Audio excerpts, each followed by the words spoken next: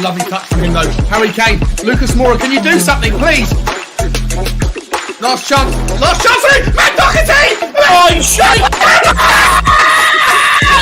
There could be From the dead to the don't fuck it up now, don't fuck it up. Go and win it. Let's go Last for chance. Stephen Bergwijn! Stephen Bergwijn's through! Win it, Stephen! Come on! Yes! He's won it! He has won it! Oh my God! Oh my God! We did it!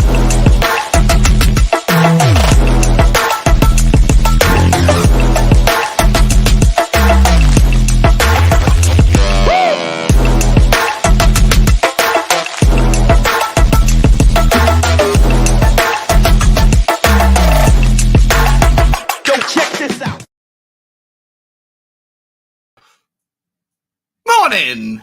No, afternoon!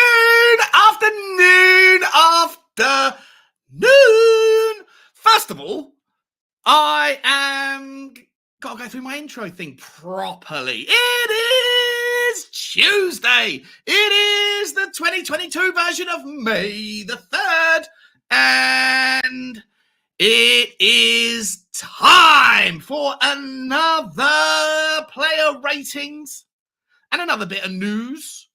Sorry, got to do this early today because I actually have some work to do this afternoon. So it's not going to be a 4-hour bad boy. Maybe it is. Maybe I'll just find a way to cancel and wriggle out of things I've got to do. But anyway, how's everybody doing?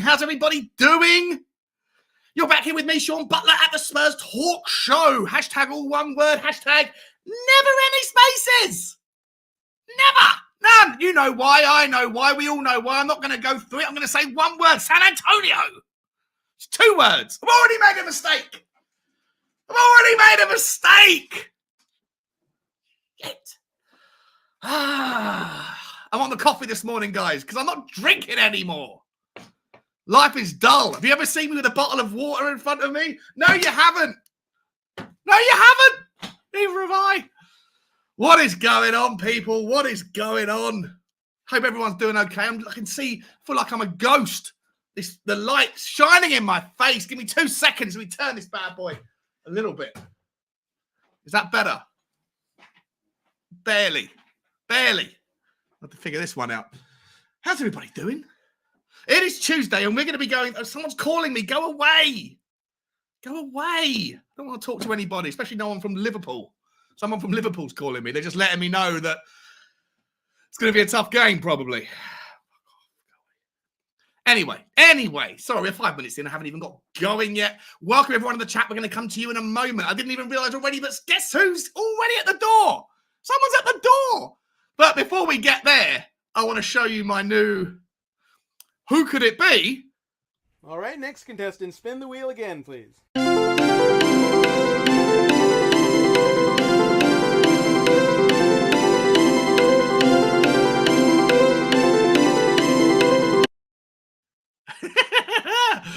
That took me 5 minutes last night. I'm quite proud of it.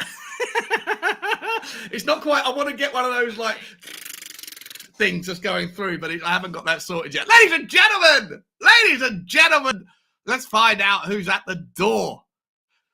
Please welcome to the show the man formerly known as the man who had the audacity to put numbers in his name and is now currently known as the guy who copies other people who have the audacity to put numbers in their name.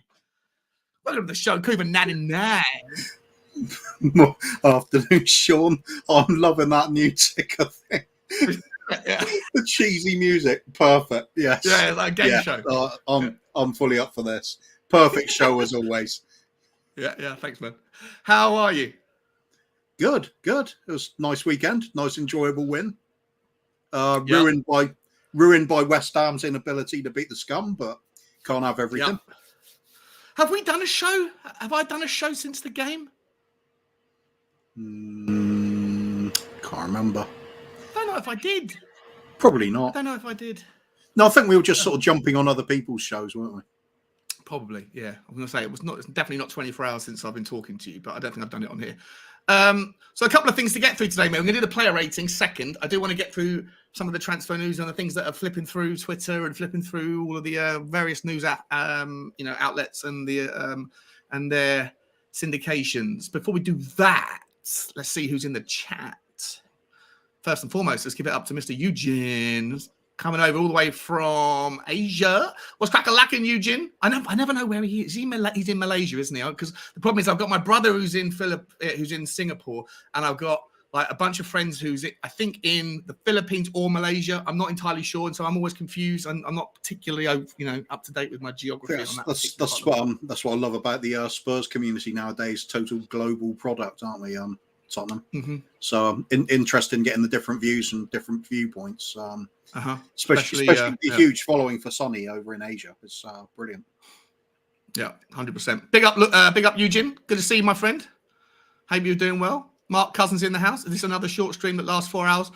Well, I love it when a plan comes together, but ideally this isn't going to be like that because I have work calls with people in New York at 5 p.m. and I'm not entirely prepared for them. So by 4 p.m. latest, I have to be off. But hopefully it's not going to be a 3.5 hour. Hopefully we can get it done in 2. Hope everyone's doing okay. John N's in the house. Afternoon, Sean. Looking forward to another 3-hour show.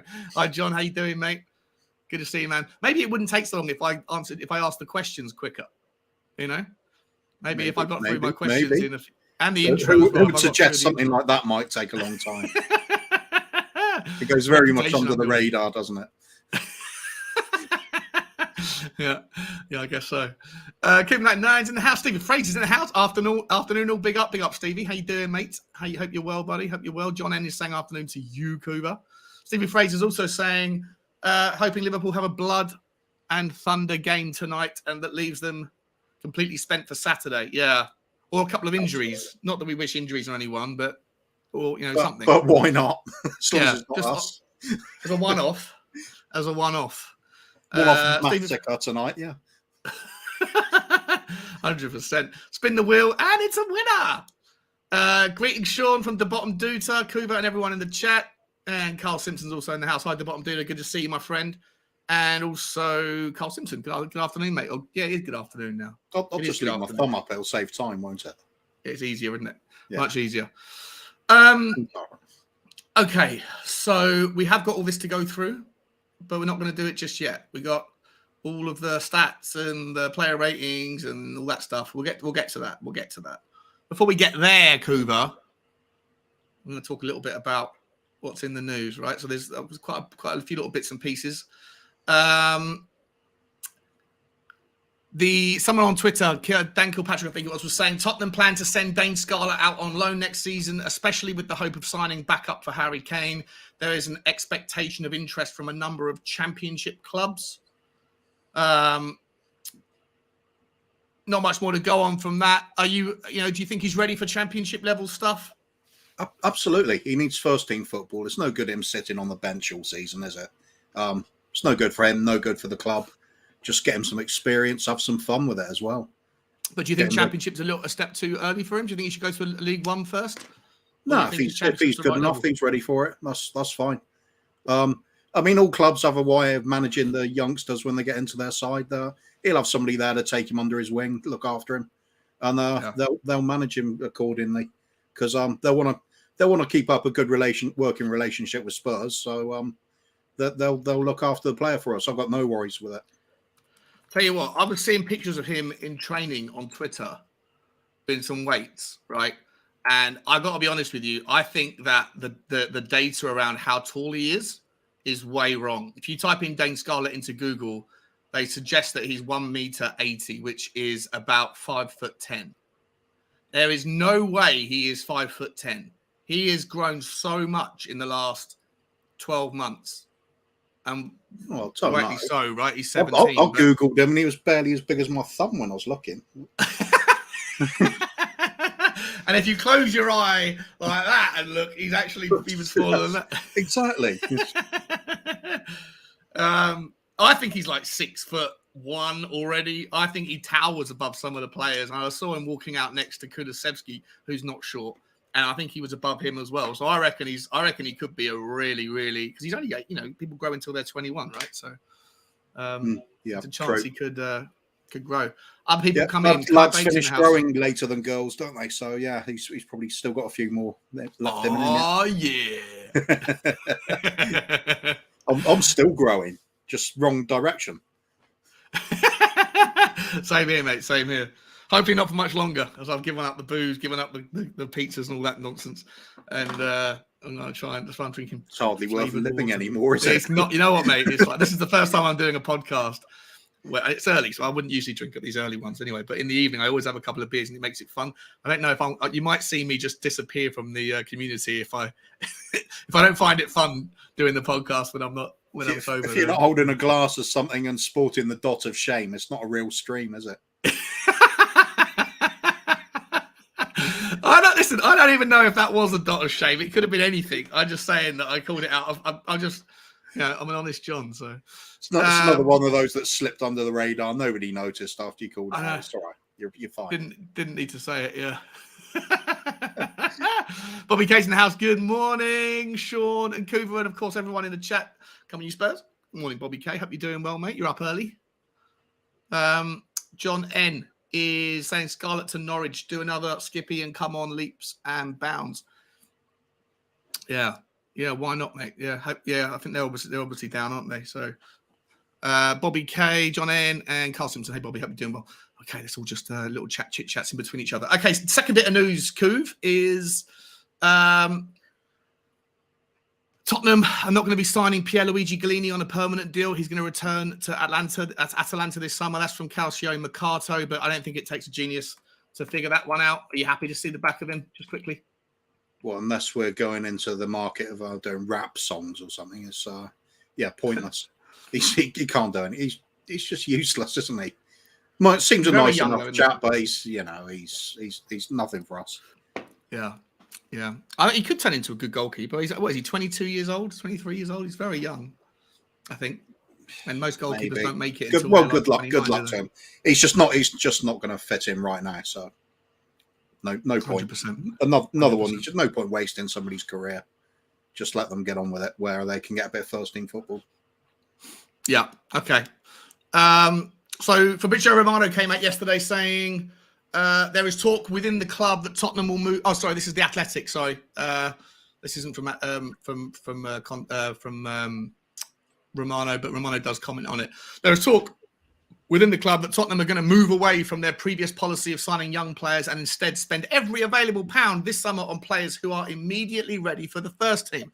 That's from the Athletic UK, and and Fabrizio Romano has said, and I quote, Antonio Conte wants to lead a big revolution at Tottenham this summer. I mean, that sounds exciting, doesn't it, Kuba? That sounds really exciting, doesn't it? That's breaking the mold. That is Levy stepping out of his tried and trusted comfort zone, really, isn't it?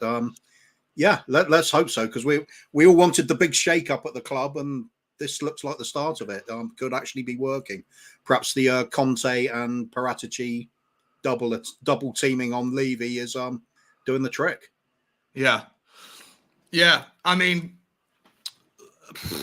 where do we start with that one, right? Like, so there's other news out. We'll come to it, but about De Vrij. A couple of days ago there was the news that we were going to get him, but he cost 40 million. Well, today the news is that they've got financial problems and it's 15 million, right? Like, if it is 15 million, you don't haggle on that one, do you? You just go and get him and pay the money immediately and just say, because everyone else will want him as well, That's the other bit we want to break with what we've been saying with Levy. We don't want this haggling to the last minute, trying to save a couple of million.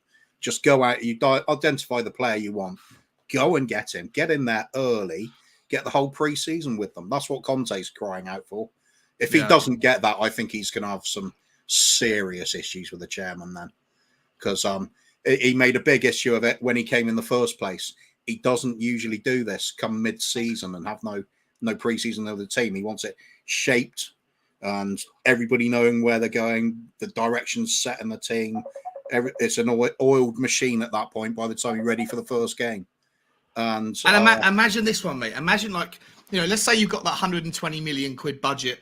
before you've even gone and like sold players like if you can find a buyer for Sanchez for a reasonable fee, if you can find a buyer for or a loan option for Joe Rodon, if you know all the other things going on, but you could probably like Pau Torres wants out, right? He wants to go, and he's valued at about 50 million, right? Lo Celso's done really well, on his journey this summer. And they want to keep him, but they don't want to pay for him. Couldn't you figure out? Could you think you could almost imagine them going, okay, we'll pay 20 million quid to Villarreal for Pau Torres, and you get Lo Celso, right? Wipe the floor with that man, get him out of the club. Don't want him, fine. 20 million quid, you get Pau Torres for 35 million quid total spend. You've got a back three. I know we still got to pay. We still got to pay the money for Romero, so it's not the same. But like. You've got Romero, Pau Torres, and like Pau Torres on the left, De Vrij in the middle, Romero on the right. Is there a better back three in the Premiership? Personally, I'd prefer to see Bastoni instead of Torres, but he's still a cracking player as Torres. So very sort of skillful, great at bringing the ball forward. It'd be a big upgrade on Ben Davis. And then Ben Davis can become a squad player because he's shown he's solid when he comes in. Very rarely has any wobbly moments. He did actually on Sunday a little bit, but he recovered well, finished the game strongly. This is what we want: first team players, and then some of the ones that are doing okay at the moment just drop back down and become squad players. Yeah. I'm happy for Ben Davies and Derek Dyer to hang around in the club, but just not as a first team starter, right? They've done well. They're decent players. They're not. They don't cause you a problem, do they? That's no, exactly. That's the other thing. They're professionals as well. Yeah. Spurs TV's in the house saying Eid Mubarak, football world. Thank you, mate. You too. I'm not too familiar with that. Is that after Ramadan? Is that what happens? Yeah, you do Ramadan and you do Ramadan and then you celebrate Eid Mubarak. Is that how it works? Showing my ignorance now on religions. Certainly start at different times, so it makes sense. Yeah, I'm same as you. I'm not entirely familiar. I'm not entirely familiar on Christian things, and I was born and raised Catholic. I'm not religious at all. I'm C of A.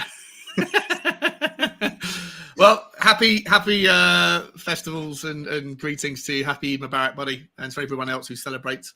Okay, so the next bit of news, mate. Here's one for you, a controversial one, and this has come from. I've seen it in a few different places, but Clara and Hugh, who are saying Tottenham are keenly watching developments on a planned end of the season talks between West Ham and Thomas Souček. I love Thomas Souček. I think he's a really good player. I think he's a beast in the air. Imagine how many, like if you could have Eriksen popping balls into Souček, I don't know how much he would cost, but I don't even know if it's even remotely feasible that if talks broke down between West Ham and he's only been there a year, hasn't he, or a year and a half or something. So don't know. There you go. Izan saying I'm right. I'll be amazed if West Ham let him go. I mean, he's exactly Moyes' sort of player, isn't he? Forgotten the name of the one that used to be the Belgian lad that used to have Everton, went over to Man United with big shocker curly hair, about 8'3". Name's escaping me. Keep forgetting everybody's name nowadays. I know what you're talking about though. I know, yeah, massive fella as well, good in the air. Yeah, doesn't matter. We'll got someone in the comments. 22 people. Someone knows who we're talking about. The Everton player who went to United and Fellaini. That's it, Fellaini. Yeah. Well done. You found it. Nice. Brain's working more than mine. Souček's basically him, isn't it? It's I think he's better than. Well, maybe he's not. I mean, Fellaini didn't work out at the other club, but I think Thomas Souček is a really, really, really handy player. I don't know how much they paid for him. Let's have a look. Wouldn't have thought it's an awful lot. I don't like him personally, but each to their own. You're not a fan of him? So certainly adds a bit of height. I mean, that's always a good weapon to have when you need it. But no, I prefer sort of a more all-rounded footballer for the midfield, as far as I'm concerned. That's what I'm West not. Ham paid Sorry, West Ham paid 14.5 million quid for him from Slavia Prague.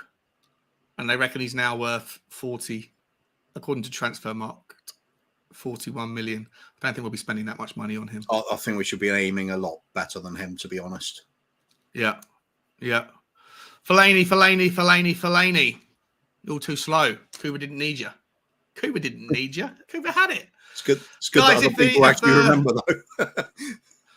Yeah, yeah, exactly. Yeah, 100%. You're better than me, guys. The StreamYard link is in there if anyone wants to come in. We're going to get through this news and then we're going to do player ratings not as quickly as possible. We're going to take our time with them, but we're going to go through it soon. There's not that much news, but I would like to go through the news. Let me get the next piece of news up. Tottenham Hotspur will now consider loan moves for Alfie Devine for next season, so they don't hold back his progress. And the player is also believed to be pushing for a loan spell to build on his development. More of the same, mate. Do you think he's someone that's ready for championship level? Or do you think he is someone that needs to go to a, League One level kind of club? Oh, damn. Brian Daigle waxes so lyrical about this guy. I mean, I've looked up some highlight reels. He does look like a good player. But Brian Daigle, like it's his... Brian Daigle Alfie Devine we're talking about, yeah. Yeah, Alfie Devine, yeah. Yeah, he's another young one. I mean, personally, if the top four idea falls away from us, I'd love to see him have a couple of competitive games at the end of the season. He doesn't even make the bench, does he? He doesn't make the bench for Tottenham, so.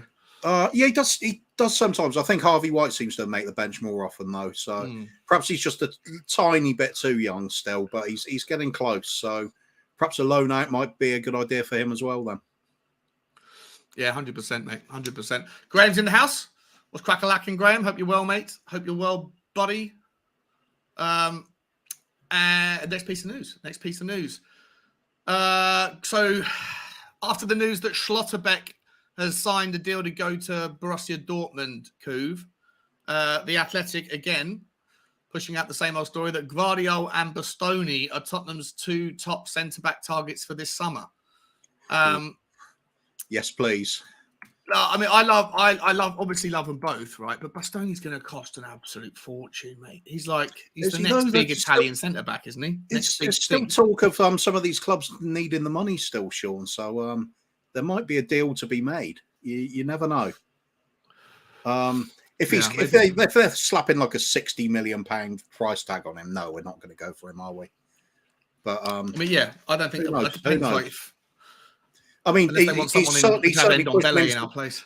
Yeah, he's pushing his way into the Italian starting 11 now as well internationally. So he's probably going to be thinking, I should be getting some pretty good wages now. If they're not offering it, then we certainly would. Yeah. I'd love him. I'd love him to come in. Ben Kaufman's come into the chat. Speaking of legends that we'd love to see come in, we love seeing Ben Kaufman come into the chat. Hello, Ben. How you doing, my friend? Hope you're well, buddy. Hope you're well. And Mark Cousins saying, I would do Sean, but I never watched this game, so it would be useless. But I never watched the game, so it would be useless. Oh, yeah, if you didn't watch the games, then we can't really give the player ratings. Izan Khan saying Bastoni will be £70 million minimum. Okay. Well, they're going to certainly charge premium, aren't they, if they can. Last two bits of news. Manchester City and Manchester United are interested in signing James Ward-Prowse from Southampton, while Arsenal, Newcastle United and Tottenham are also monitoring developments concerning the 27-year-old. That's from the Daily Star, that wonderful publication. I mean, look, a lot of people, again, Brian Daigle, massive pusher of the James Ward-Prowse message. Everyone would, a lot of people will say they love him. I'm not that bothered about him, to be honest, but I think you can get better for cheaper, or not better necessarily, but I think you can get kind of closer value or close level for not quite as much money. He's going to cost a fortune, isn't he? With the English thing, I know he's great with set pieces and stuff, but just his delivery of the ball's second to none. That's what it is. I mean, not just set pieces, but when he drifts out wide as well, he hurt us for a couple of goals from doing that, and we didn't learn from it. Yeah, he's but our forward line doesn't head the ball, does it? Like when was the last time Harry Kane headed the ball towards the goal? He did it like 4 days ago, but You could argue then if somebody's delivering the ball into the box accurately, perhaps Harry Kane can get forward more. Yeah, maybe. Yeah, good point. He certainly wouldn't be out of place at the club, Ward-Prowse. I mean, and set pieces alone, you'd love to have that. Corners and free kicks regularly hitting the mark. Although Sonny's been doing okay with corners lately. I mean, Kane obviously got one in the last match. So, Ward-Prowse, I'll rate him. But as you said, there are other options. It's not a sort of be-all and end-all. I don't know about cheaper, but different, I think. The way Bentancur's been shaping up, though, looks like he's ready to sort of take control of that creative outlet from the back, as well as putting in the tackles as well. He's an all-rounder back there. Fantastic player on our hands. So I don't see the urgency for Ward-Prowse. Yeah, I don't either. Carl Simpson makes a good point. Conrad Lima is... I think Conrad Lima is a fantastic player. I love him. I'd love him to come in. I'm not sure he's the identical like for like kind of player, but he's pretty. I still think Conrad Lima would be an absolute blockbuster in our team. Plenty of aggression in his game, isn't there? I like that about him. Yeah, same, very much so. So for me, I just think James Ward-Prowse would cost so much money, and I just don't think Tottenham necessarily are we're a ball playing team rather than a team. I know we'd like to be a team that can offer aerial threats and all that stuff, but just not entirely sure it suits our natural style. And I don't know how much a free kick specialist is worth. I don't think he's maybe I don't know. When's the last time we scored a direct free kick? Yeah, 3 years ago probably. I don't know. There might be some deflected one I've forgotten about, but it's nothing good, is it? The other thing, perhaps, with Ward-Prowse is he's been at Southampton since he was a youngster. Perhaps he's getting to that stage of his career where he thinks, you know what, I want to take the next step up, try and push on, a bit of European football and things. And he might fancy it then. And if he fancies it, you know what happens with player power. They usually find their way out the door. But unless you got some serious money to back it up, he might get his head turned. Yeah, I also think that I think this summer's going to be a crazily difficult summer. With there's a few other clubs that will be going after every time that we get linked with a player. Just like Liverpool, gazumped us, or just Nick, Diaz or whatever, and the way that people reacted to that one. I think there's going to be a lot of knee-jerk reactions to players that we go after or are linked with via, press links that are just making rumours up anyway, whether there's any truth to it, just to find that Manchester United go in, because Man United are going to rebuild there. And I don't know if you saw the comments from Wreck-It Ralph, but he was like, we need to move a lot of players out and we need to sign a lot of players as well. So they're going through a bigger rebuild this summer. Obviously you've got Newcastle that are going to have fresh money, and then no doubt Chelsea will probably be going through a bit of a rebuild as well when their takeover gets done. They're gonna, the fact that their takeover, the guy from Bola, whatever his name is, the guy from the LA Dodgers, are they're getting Chelsea at like 60 cents in the dollar, right? So that money that they're saving could easily go into rebuilding their squad, because they're going to have to go and buy. They're going to lose Rudiger, they're going to lose Azpilicueta, they're going to lose Christensen. So maybe Bastoni goes there, maybe Guardiola goes there, maybe, you know what I mean? So I think that there's going to be a lot of time. Tottenham are going to get linked with 1,000 players, and then a lot of those players are going to end up going to clubs that are, I guess, on paper, slightly bigger draws.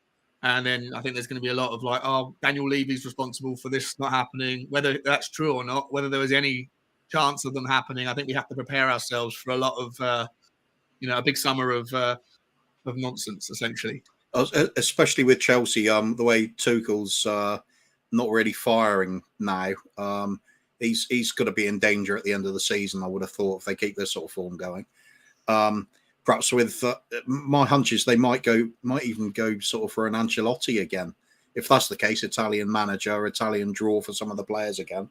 But he said today he's going to retire. He said after Real Madrid are done with I think if Chelsea suddenly decide they could do with a big name manager to manage the prima donnas, which might 100%. Be what they need at the moment, because he's certainly capable of doing that. Yeah, 100%. Yeah, because I think I make you right. I think Tuchel's out of his depth a little bit with the big names there. There's a few people that have come in. I just want to say hello to a couple of people. Stevie Fraser, Little K's in the house, ladies and gentlemen. Little K from 3 Spurs boys. How are you, buddy? Is that Big Chris, up, isn't Little it? K. Chris, or is that Kai? Oh, Jai, sorry. Christian. It's Chris. Is it? Hi, Chris. How you doing, mate? Good to see you, buddy. Carl Simpson saying hello. Little K saying hello back. A little bit of conversation going on in the chat. The bottom Duta, Sean Cooper, do you think Andrea Bellotti can be a good signing? Scored a hat-trick this weekend, and he could be a good backup striker. What are your thoughts, mate? Not for me. I've said this for a long time. I don't think we should be looking at backup strikers to Kane. We should be looking for flexible, versatile attacking players who are pushing for first-team action all the time. So you can rotate with Sonny and with Kulusevski and fill in for Kane when needed. Sonny can do that. We've seen him do it before for us. Fill in when Kane's injured and done a good job.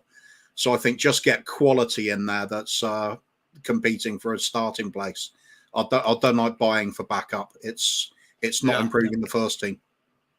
Yeah, I agree.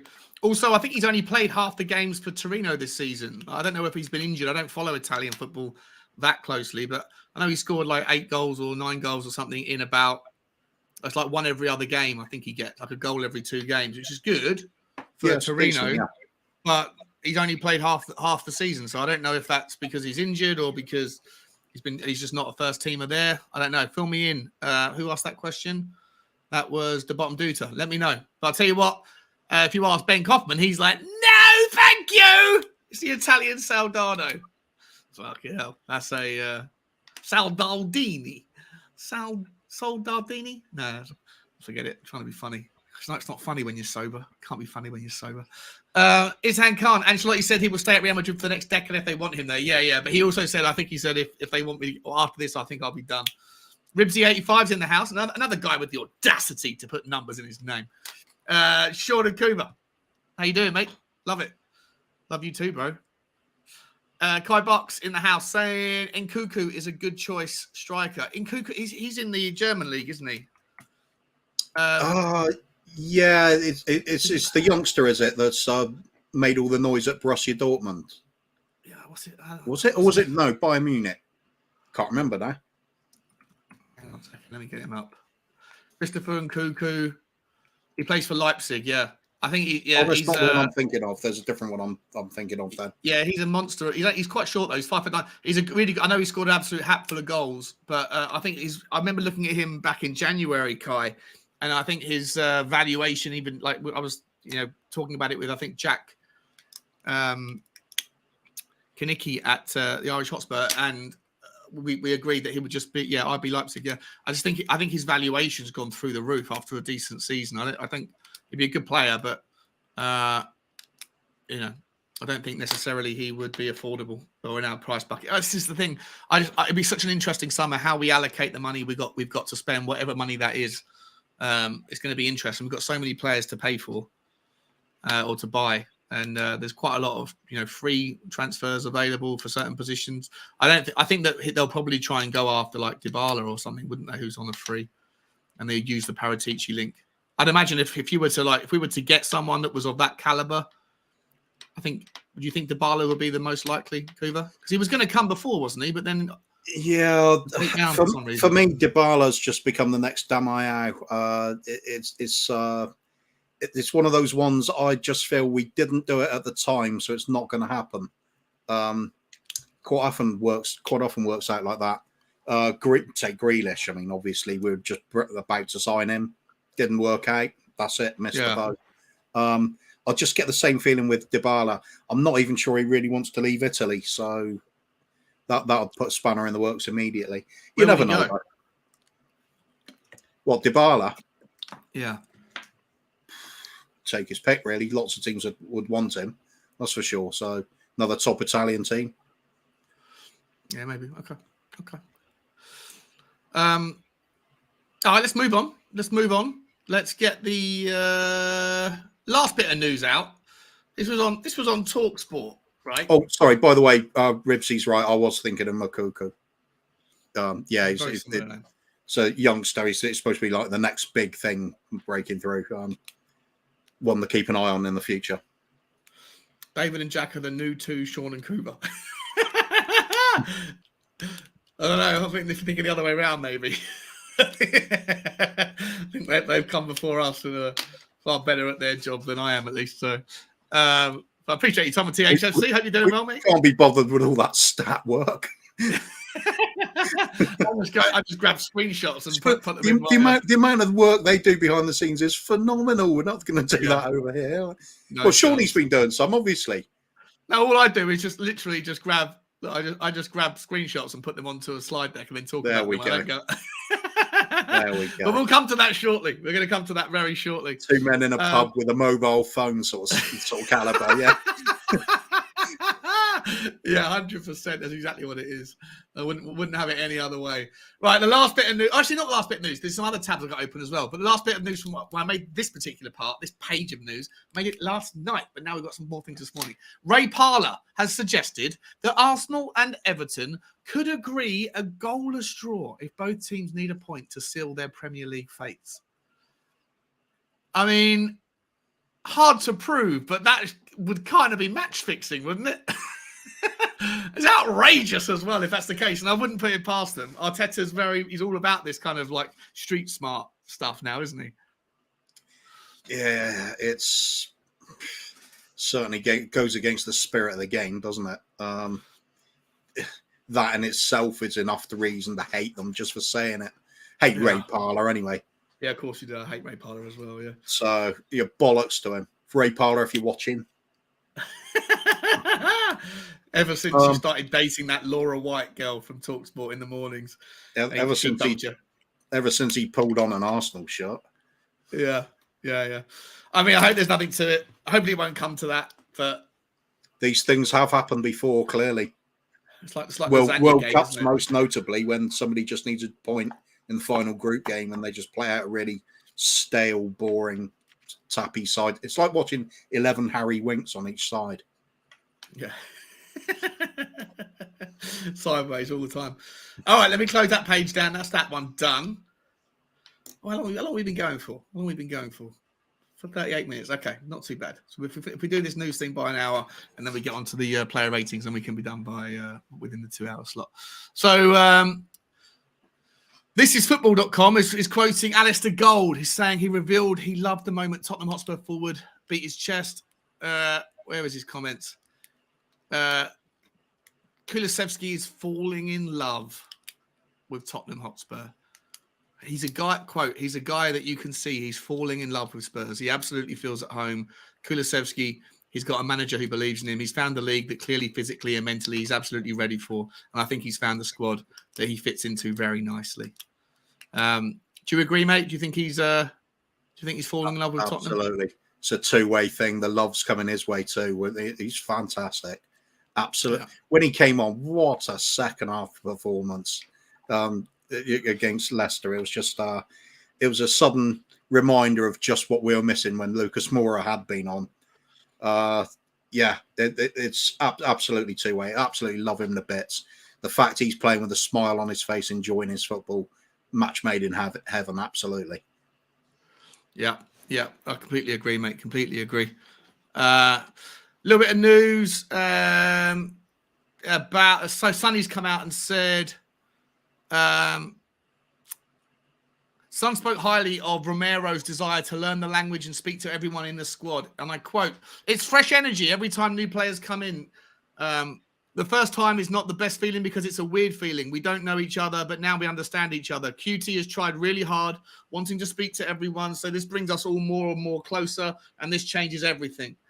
And Antonio Conte is apparently, and I quote, "super happy with the two players, Romero and Dejan Kulusevski, that have come in so far." He hasn't mentioned Bentancur there. There's not much to comment. I didn't even read that before I put it up there. So that's probably not much really to go on. Anything you want to add to that particular thing? Just the fact that Sonny appreciates Romero. I've said this on other streams. I now see Romero as the beating heart of this team. He's the future. He's the one you build the team around. The likes of Bentancur to back it up. You see the difference when Romero goes flying into those tackles, the inspiration it gives other players around him. Davis started really pushing forward, attacking, aggressively tackling as well. It changed the nature of our game in that when Romero steps up. Magical bloke. The fact that he's really eager to do everything he can to fit in as well. Just huge admiration, huge love for him. He's rapidly becoming my favourite player. Yeah, same, mate, same. I'm torn between him. I just love the fact that he loves a crunch. Like it's Absolutely. It's insane how ready he is. I do think that he'll be someone that over the years, unless he can, just continue to improve on the timing of his challenges. But if it doesn't matter how good you are at timing, if you're the sort of person who lunges and goes in the way that you did, like the way that he did for the second goal, every now and again, doesn't matter how great you are, there's going to be moments when you catch that player wrong, you don't hit the ball, and you're going to get sent off. But I think it's just something we're going to have to. With the territory. You don't exactly. Yeah, you don't want to kind of train that out of him, do you? You'd rather have him like that and get it right 9 times out of 10. I always liken it to playing the high press. It can be a dangerous game, but the rewards far outweigh the negatives. Yeah. Talking about things that you love, Sushan Regmi's in the house. Hello, Sushan. Hope you're well. He's saying, I love Kuba's eyeball. What's wrong with your eyeball? I don't know. Perhaps it was on the you're talking about Bastoni and the like coming to the club. I don't know. Perhaps it was just perhaps I was no just idea. Wide open. Yeah. He doesn't like your eyes. He just likes one individual. Just the eyeball. Yeah. Just the eyeball. That one. Nice. Well, anyway, good to see you, Sushan. Adam Clark's also in the house. Tottenham on tour. 2 legends, 1 vid. Sounds like a 2 girls, 1 cup. Hopefully, we'll get a few more views. We don't see enough cups around in the Spurs community, do we? Yeah, we do see a lot of shit. We see a lot of shit. 154 Spur. Good afternoon, Sean and Kuma. What's crackalacking? How you doing, mate? Good to see you, buddy. Good to see you. Moondog's in the house also, mate. How you doing, mate? Good to see you, buddy. Romero is the future captain, says Ben Kaufman. I don't know about that. I feel like he doesn't. Maybe in a couple of years when he speaks English better and he can, lead and shout and all that stuff. Because right now he probably can't. Do you think that's part of his game? He's one of these people who leads by example, sort of Ledley King type. Different kind of example, but his deeds speak louder than his words. So perhaps we might see a more verbal captain eventually taking over from Dyer, something like that. And Romero just does his thing because he inspires just by the way he plays.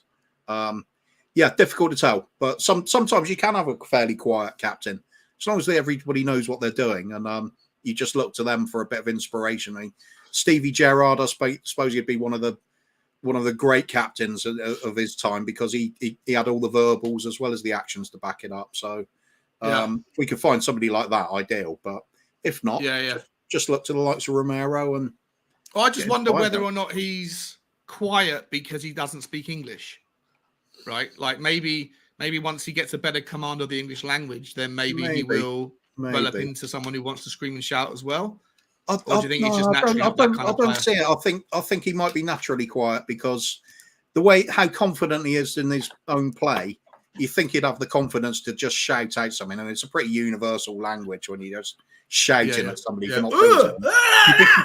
Exactly. Think everybody in every country knows the F word. 100%. Ribsy 85 saying that commitment to the 2 challenges he put on to get the ball to Decky. He's so good, mate. 100%. Lane Lee at LP Spurs in the house. Yes, boys. What's up? Hope all is well. Hope all is well with you too, mate. Let's tell you what, dude.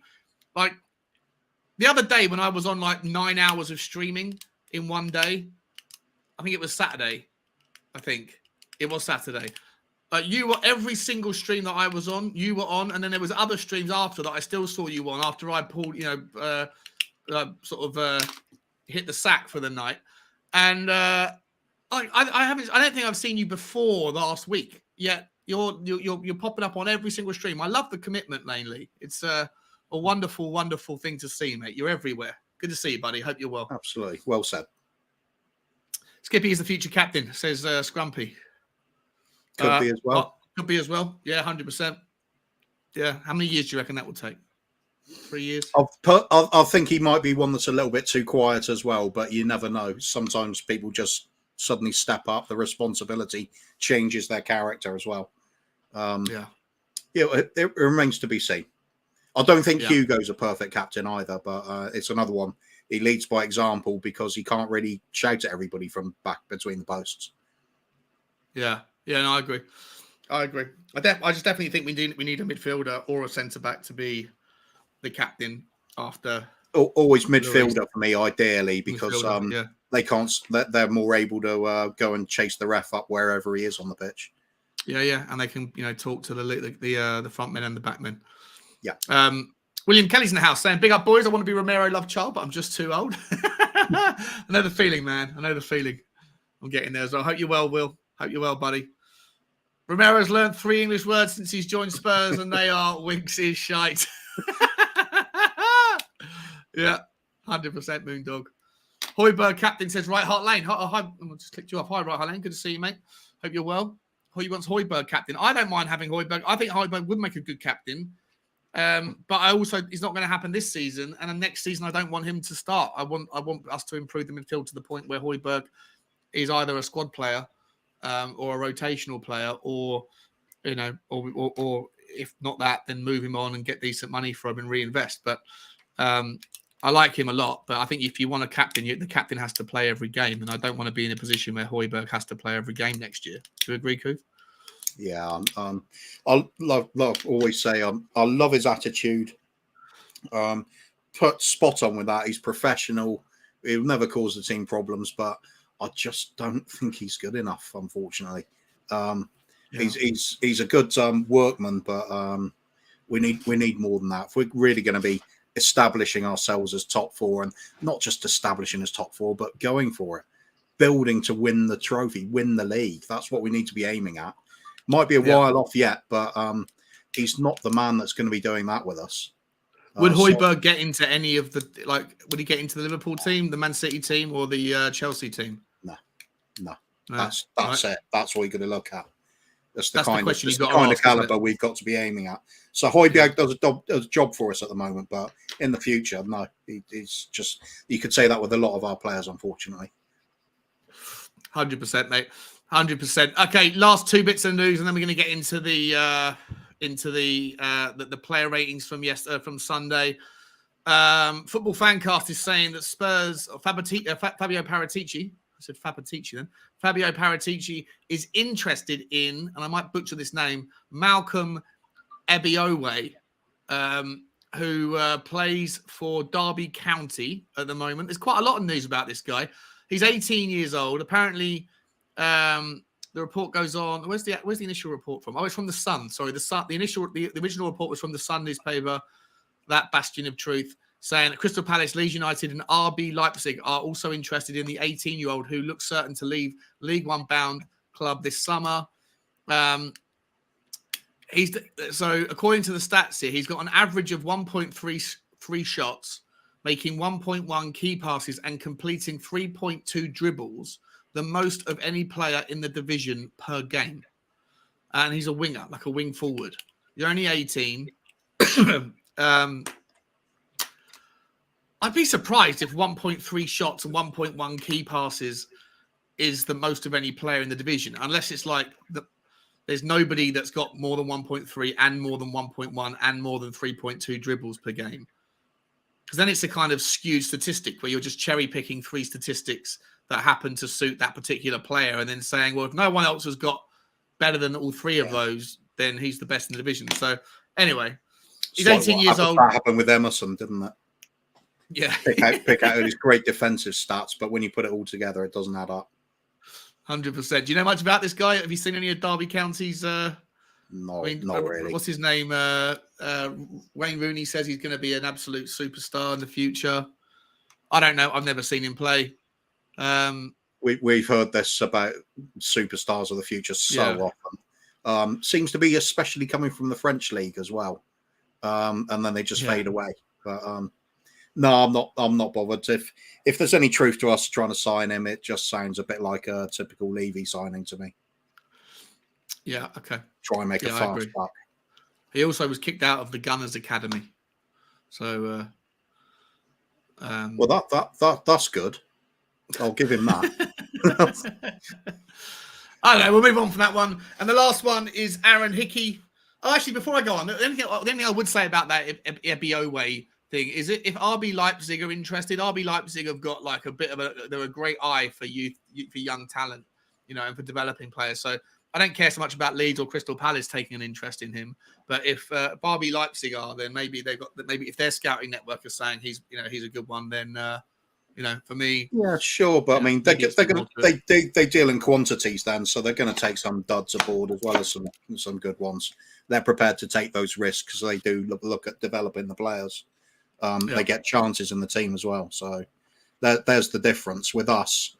We'd sign him. He'll be straight out on loan again. Come to us maybe for a season, sits on the bench half the time, loaned out again in January. So we've seen it over and over again with this club. That's what we're hoping to change with this news about the ready-made players coming in. So, for me, that's just a Levy type signing. So just pure rumour as far as I'm concerned. Ben Coppin saying he's drunk 1.3 coffees today and eaten 3.2 biscuits. That's the most in the Tottenham community. Congratulations, Ben. You are the best. Danny Kiriaki's in the house. What's up, Danny? How you doing, mate? If you want to come on, buddy, mate. Anyone? I'll put the link back in. We're just about to go through the player ratings. So I'm going to put the link in. Obviously, the more people that come on, if anyone wants to come on, the more people, then the less time we've got to go through each one individually. But the link is there if anyone wants to come on and do the player ratings with me and Kuba. Quickly, Lane Lee's also saying Carvelio or something like that. I'm not sure what that's relating to. Lane Lee's agreeing with you, as is Right Heart Lane, mate. They're saying they love you. Who else is in the house? Bob Spur TV's in the house. Yo, yo. Hope you guys are good and well shat. Yeah, I cleaned myself out, mates. Oh, yeah. I actually feel a little bit better today. I feel a little bit more energetic. Always manage the 3 S's in the morning.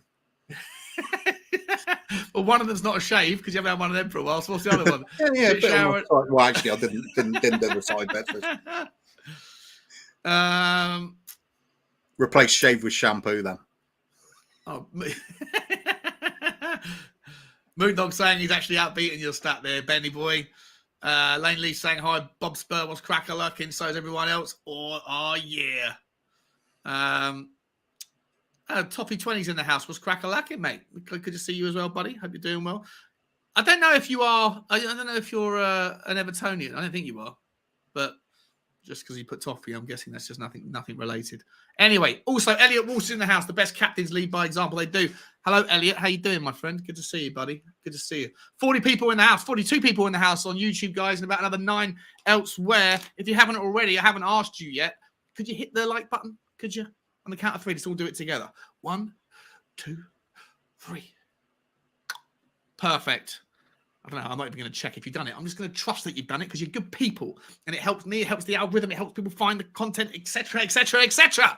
If you haven't already, please also hit the subscribe button because I'm very close to getting to 1,000.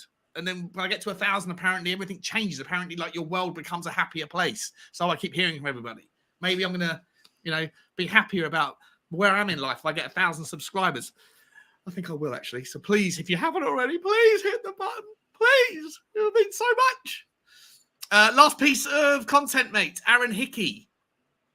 Tottenham Hotspur have discovered the price for Antonio Conte's reported summer transfer target, Aaron Hickey. According to Radio Kiss Napoli, Bologna will command a €20 million, £16.75 million fee in order to part with the left-back this summer, with Tottenham, United, City, Liverpool, Chelsea and Arsenal all reported to be keeping an eye on the Scotland international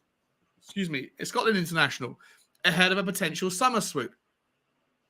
Considering just how impressive Hickey has been in Italy this season, in addition to the fact that Serge Reguilon has been heavily linked with a move away from Tottenham Hotspur Stadium at the end of the current campaign, it is not difficult to see why Conte would be interested in a move for the 19-year-old defender this summer.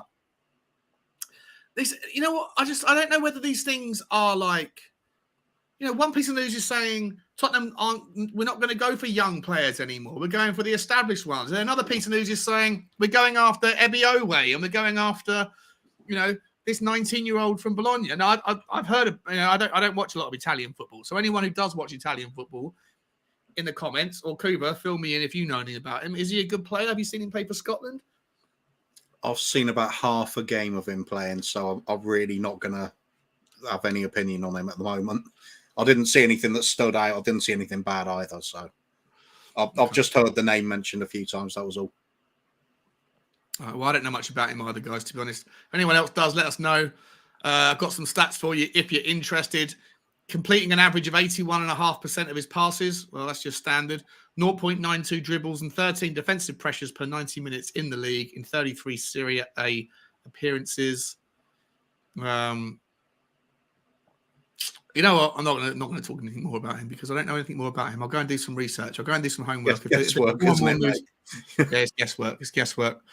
Toffee 20 is clarifying he Spurs through and through. Toffee is his dog's name. I used to have a dog called Toffee.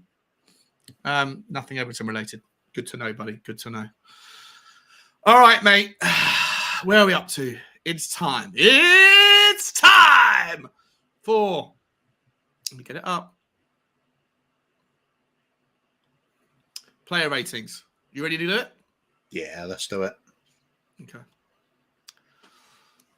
I actually thought when I was reviewing the game, when I was watching the game, I actually thought one of the reasons why Tottenham had the better was because I thought that Leicester City were pushing so many men out wide, right? They were trying to attack us down their width, and in so doing, they were leaving a bit more space in the midfield. But I thought at the time that Leicester had far less possession than Tottenham. I thought we won the game based on the fact that we weren't allowing them to have the ball out wide, and that we had the lion's share of possession, but didn't, and that's quite a big gap. 40% to 60 or 39 to 61. Total shots on target, 7 out of our 13, 2 out of 6 for them, mate. Shots off target 4 and 3, block shots 2 and 1. Corner kicks, we had the lion's share. After that, not really that bothered about it. We can move to the right-hand side. Pass accuracy, 80%. I think that's probably pulled down quite a bit from Harry Kane. We'll see that in a second. We'll go through all of the individuals. Is there anything on that, mate, that really stands out to you as the reason why Ariel's won 18? It's probably a big one, right? No, I was just going to point out it's the ball possession one's the interesting one because Leicester are actually suffering from the same thing we have been in recent seasons.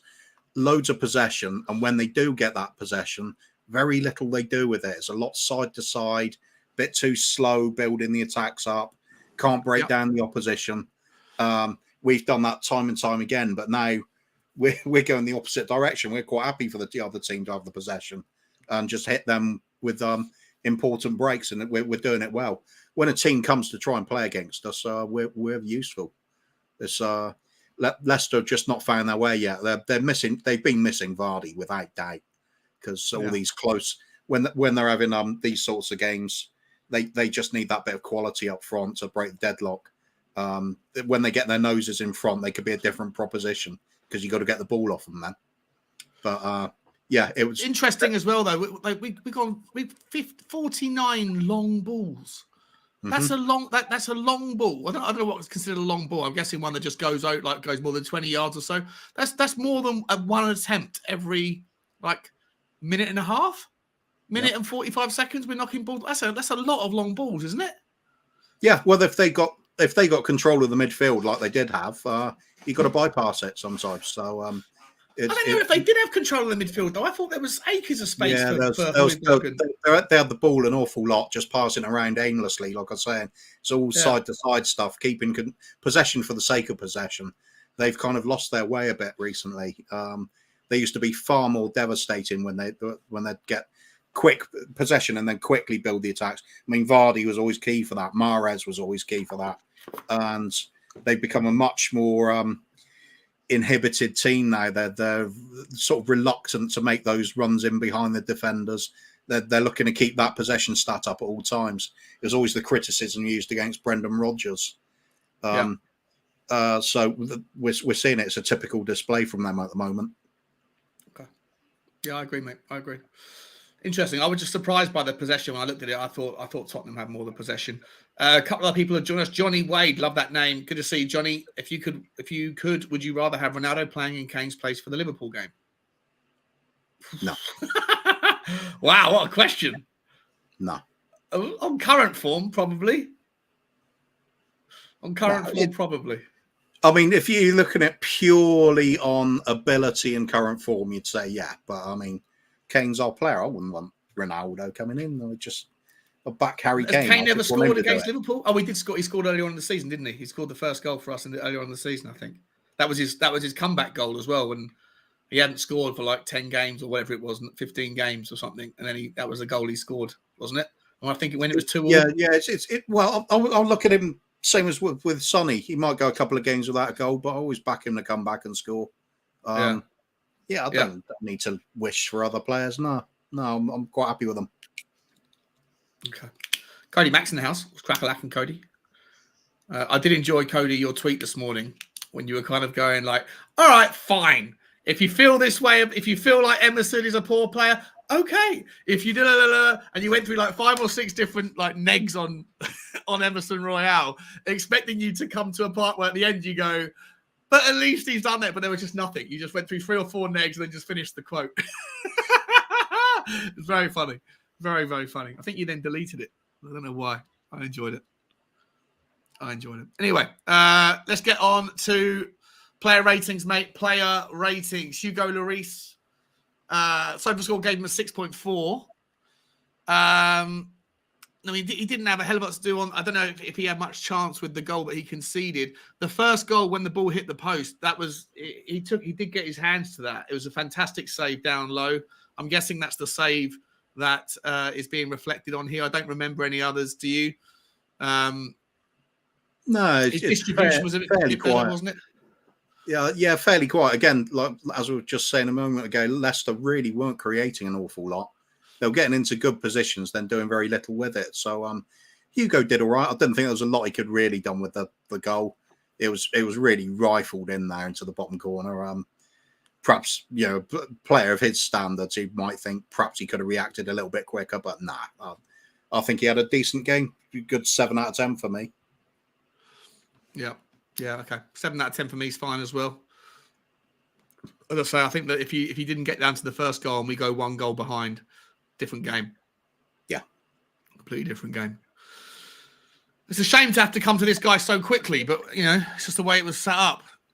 Let's just go through some of these marvellous stats for the man. Minutes played, he played the whole game. 5 clearances, 3 interceptions, only 3 tackles, but what tackles they were.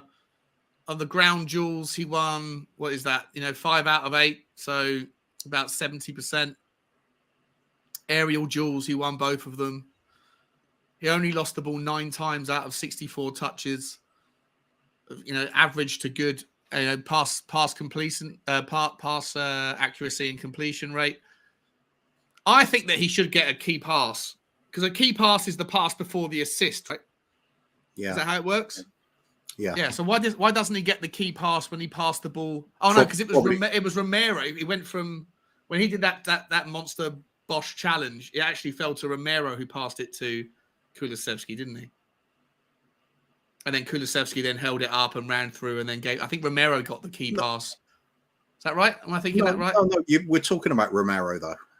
Oh, sorry, Emerson. Sorry, Emerson. It might have done. Yeah, I know what you mean. Though, if there was a stat for key moments, he'd certainly have one. But yeah, 100%. I know what you mean. It's sometimes a failure in the stats, as far as I'm concerned, when you're gauging a player, because that's taken away from him when it should count. But otherwise, you really didn't need stats to gauge his performance, did you? He was just immense. What are you going to give him? For me, it's kind of difficult to not give him man of the match, but then it's kind of difficult not to give Sonny man of the match. Oh, he's definitely man of the match. 100% he's man of the match for me. Yeah, but then Sonny with a couple of goals, one of them a worldie and an assist as well. I mean, that's a hell of a contribution to the team. So I think, in fact, I'll go with the original feeling. I just think Romero was a 10 out of 10 performance. It was absolutely dominant. He was head and shoulders above the play. Any area of the pitch he strolled into, he was the man. 100%. When he left Soyuncu in that heap. Yeah, sorry? So you are give him a 10 out of 10, yeah? Just give him a 10 out of 10. That was just awesome.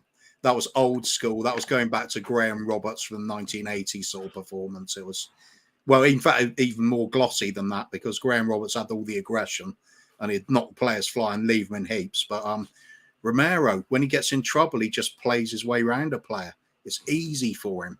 He's absolute gold dust. He started dribbling the ball as well, didn't he? The stats are here. He got done two of them successfully. Yeah, proper player. You could even play him on the wing and it'd be great. He can just do it all. Yeah, it's just immense. So the player you build. You're giving him a 10. I'm going to give him a 10. Before we move on to the next player, ladies and gentlemen. All right, next contestant, spin the wheel again, please. Who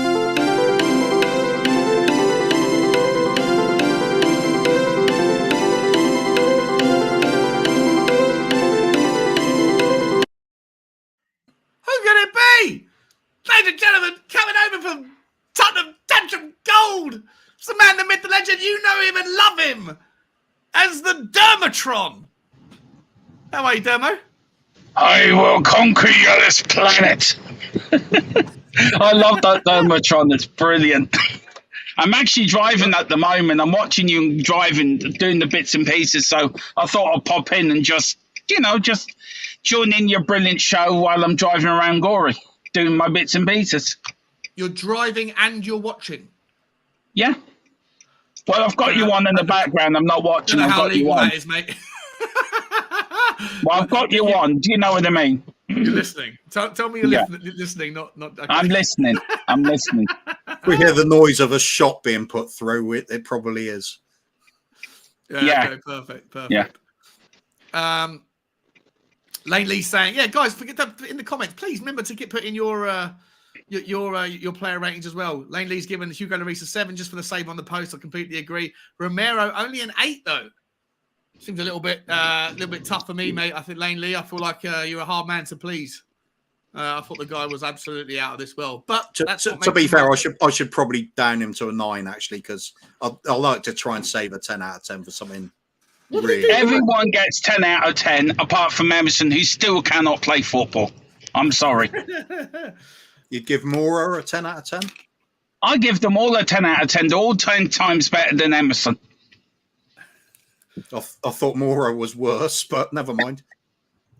Yeah, I thought Lucas Moura was absolutely shocking. We'll come to him in a moment. Yeah.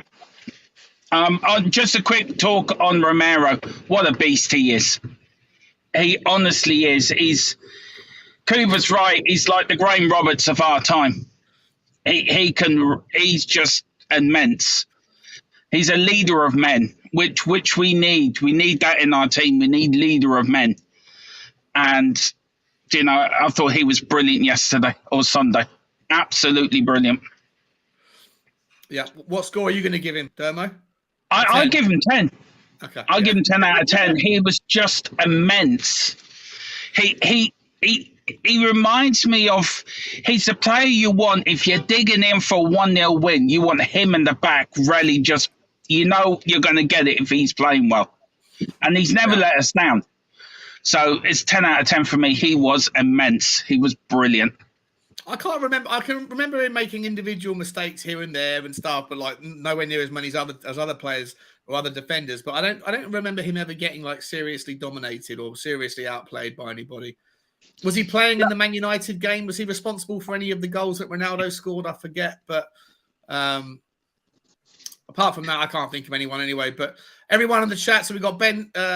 Ben saw a Kaufman. You did see a Kaufman. Now everyone that's been on the show is in that. Ding, ding, ding, ding. Gonna sneak in a picture of Sean on the toilet one week. Yeah, 100%. Carl Simpson saying 9. Lane Lee saying 9.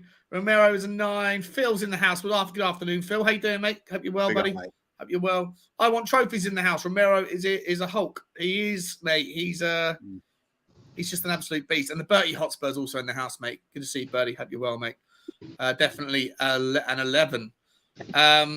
Okay, well, I gave him a 10 because I think he was the best player on the pitch, and I think you have to give a 9 to Sonny, and so to differentiate between the two, I think, unless you want to go into half points, but we don't do that really. What the hell? Let's go back to the original 10 then. You chopping and changing. Yeah. Well, you're right. You've got to differentiate between the two, I think. Eric Dyer. Let's quickly go through the stats here. Minutes played, 90. Ground duels, he only won one of the 4 that he participated in. He was pretty handy in the air, though. Seven aerial duels, and he won six of them, which is really good. Lost the ball 11 times out of the 63 times he touched the ball. He had a slightly below. I always think 80% is the kind of benchmark for what you should get, especially if you're a defender, right? You're passing, a lot of the time, you're just passing to someone that's unmarked. So, unless you're moving forward, but 80%. So, actually, I criticize him a little bit for his pass accuracy. Long balls, though, pretty good, right? He tried 7 long balls, and 4 of them were complete. Shots on target, he had a crack. He had 2 cracks. I don't remember those shots, but fair play to. Oh, actually, I do remember him having that shot because in a short little spell in the first half, Eric Dyer. I think Moondog was almost going to get his £5 bet that he always has paid off. One day. So what are your thoughts, Coover? And then come to Dermot next. I thought it was a good, solid 8 out of 10 performance. There was only one blot on his performance for me, and that's that with their goal. Although it was Winks' fault, lost his man. I thought Dyer was a bit slow to come out to close the player down when you realised you're the last man there. You got to do something. But I thought that's a bit harsh. It happened very quickly. But what I absolutely hate seeing, and I see it from so many of our defenders, is the shots taken and they turn their back like they're scared of getting hit. And I just wonder how many of those, if they'd just stood their ground in the first place, would have come cannoning off their hip or their chest. Or, if you take one in the groin for the team, that's what you're there for. That's what you're getting paid for as a defender. You just get anything in front of it. And he flinches too much. So do the rest of them. With the exception of perhaps Romero. It seems to be a nasty habit. I don't like seeing it. So, but his overall performance, excellent. He was doing everything he needed to in the air. Vardy lost him for a glanced header towards the end of the game, but Vardy's a quick little player. He's going to struggle to keep up with him everywhere. Good, solid performance. Yeah, can't argue. What score are you going to give him? 8. Give him an 8. Wow. Okay. Yep. Dermo? It's the typical Dyer performance. He's just he doesn't excite, or he just does what he does. It's just every week he just puts in the shift for the team. Nothing special. You can't really say much about Dyer. He's the best out of a bad bunch. I give him a 6 or a 7. I won't go any higher than that. We definitely need improvement in that department, and I think next season he'd be a great squad player, just to come in if we need cover for cup games or stuff like that. But I just give him 6 or 7, Sean. Nothing more than that. Yeah, mate, I tend to agree. I thought he put in a solid performance. There was a couple of moments in the first half where he looked a little bit sloppy with the ball, but he did get himself in more offensive positions. I think it's a 7 out of 10. Like anything, he did a couple of things that, like you say, Kuba, with the goal, he was a little bit, bit of a weak effort there. But I also thought he got forward quite well, and his long balls, his long balls were decent. There was a decent outlet for us during the game as well, and he was pretty successful with them. So solid 7 for me, nothing more, nothing less, and a good performance once again from Mr. Dyer. Ben Davies, ladies and gentlemen. SofaScore gives him a 7.1. Actually, just compare. What did he? So 7.3. It's interesting that Romero only got a 7.4. This is where, SofaScore and the stats thing kind of lets you down a little bit. Is Romero, the difference between Romero, Eric Dyer, and Ben Davies was they're oceans apart. And according to SofaScore, they're only worth a couple of decimal spots. Ben Davies played 90 minutes. He had 2 clearances, 2 interceptions, 2 tackles. All of those, decent stats. He won 4 out of his 6 ground duels. He was only involved in the air twice in the game. Out of 69 touches, he lost the balls 11 times. was fouled a couple of times, or fouled twice, didn't foul anybody else. Sorry, he committed a foul twice. Fucking get your words out, Sean. Never happens when you're drunk. He committed the foul twice, but he wasn't fouled himself. Pass accuracy of 45 out of 54. That's more likely what I want to see from someone like Ben Davies. He did have a key pass, so obviously the part. Cody Mack came in with the clarification. A key pass is not the pass before an assist. It's just a pass that leads to a shot. That obviously a shot that doesn't become a goal. I'm guessing. Otherwise, a key pass would just become an assist. But he did try. He tried to cross the ball once, didn't happen. Long ball accuracy, 5 out of 7. So again, solid effort with his long balls coming from the left in towards Harry Kane or over towards the other side towards Romero. I remember a couple of times he was trying to spin the ball outright from the left hand side, and he had 2 dribbles, both of them successful. The stats actually look far better than what I remember thinking about when I saw Ben Davies, because I do remember him slipping in the first 5 or 10 minutes that could have gone wrong, and Højbjerg had to come back and clear it up. I didn't see him make too many other mistakes, but I did think he was the weakest of the 3. And I'd give him a solid 6.5, maybe a 7, maybe a 6, depending on how I'm feeling. Kuva, what about you, mate? Yeah, I think it was Romero that spared his blushes when he lost the ball early on. And Romero just came out of nowhere, sliding across to clear the danger. But otherwise, was it Romero? Was it who came across? Was it? Yeah, I'm sure it was Romero. Of course, it was Romero. He was everywhere. Cape Crusader. Ben Davies. Apart from that, a little bit of a wobbly start, but then my God, he grew into the game and he was up to speed with everybody. He was pushing forward more aggressively. It's like he took inspiration directly from Romero doing this. He stood standing his ground with tackles, just very solidly getting a foot in, no giving Leicester no change whatsoever. I thought very, very solid, but not on Romero's level. And I thought perhaps touch behind Dyer, but still a solid 7 for me. Okay, 7 as well. Dermatron. Again, another solid performance. Nothing brilliant, nothing bad, just a solid performance. We've been getting a lot of that from Dyer and Davis since Conte took over. I would give him a 7. I thought he played a bit better than Dyer.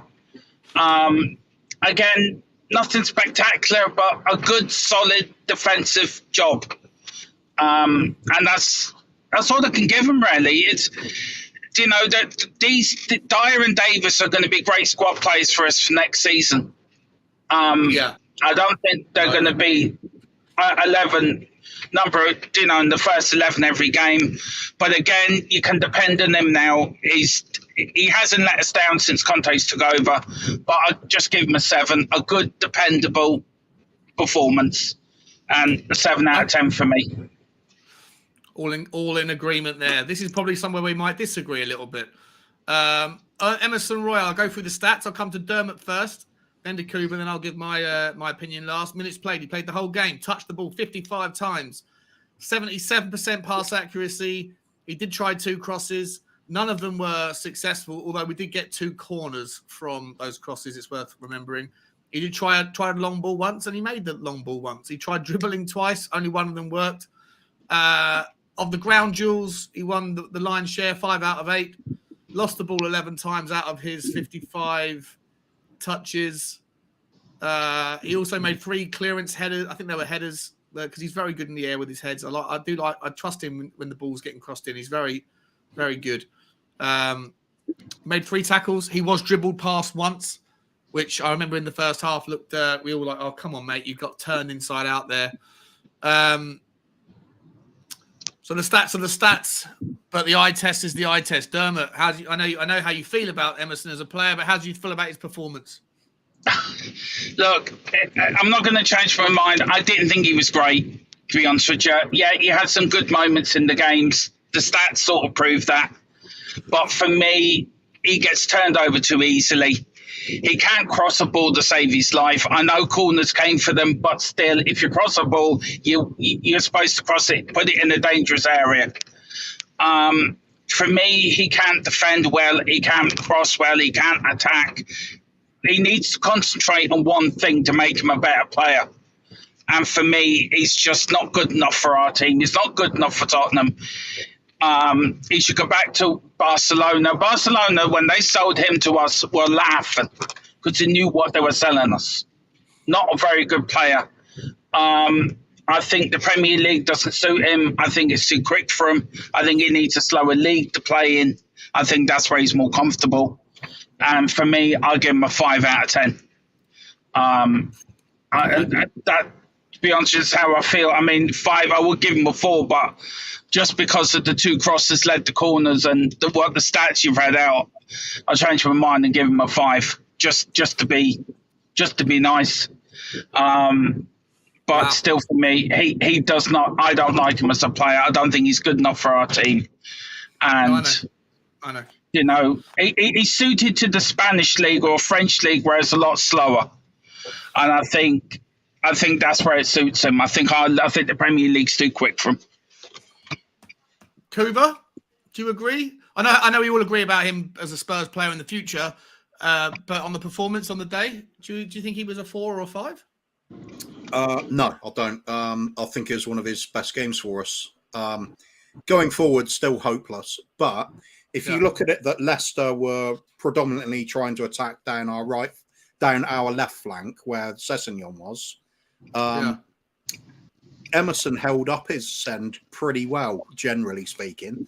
As a supplementary sort of header of the ball for aerial game, he was excellent. And he just held that right back slot. He wasn't the usual liability I tend to see with him. It allowed Romero to get forward a bit more because he had a bit more faith in what was happening alongside him. So in that respect, how do I judge him? I mean, as an out and out wing back, it's a poor performance. As a right back, he did pretty well. I'm probably going to even give him the benefit of the doubt and go with a 7.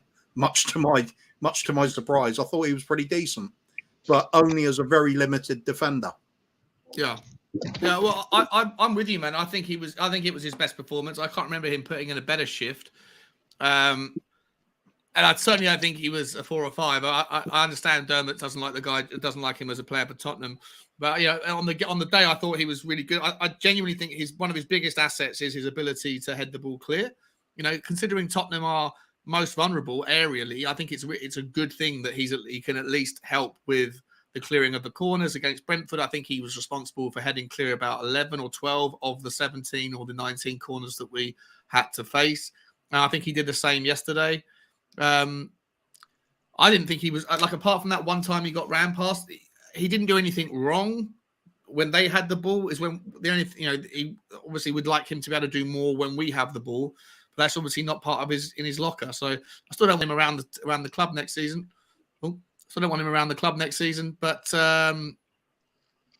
he's shocking footballer, but you got to give him credit when they actually do manage something that's reasonable. 100%. So I'm going to give him a 7 and agree with Kuva and also SofaScore. And Masada's in the house. Hello, Amir. How you doing, mate? Hope you're well. Shalom. Big up, Sean. Great content, man. Thank you, mate. I appreciate that. Lane Lee says Emerson is a 7 for him. He was good in the air, clearing out the box. Yeah, I agree, Lane. Jason Bell, I honestly thought that was one of Emerson's better games. So did I, mate. Not exactly good, though. Yeah, exactly. Yeah, with a caveat. Exactly, relatively good. Scott M. Oh, man. Come on, Scott. It wasn't that bad. Come on, buddy. I mean, to be fair to Emerson, right? Yeah, I understand you saying that was one of his better games.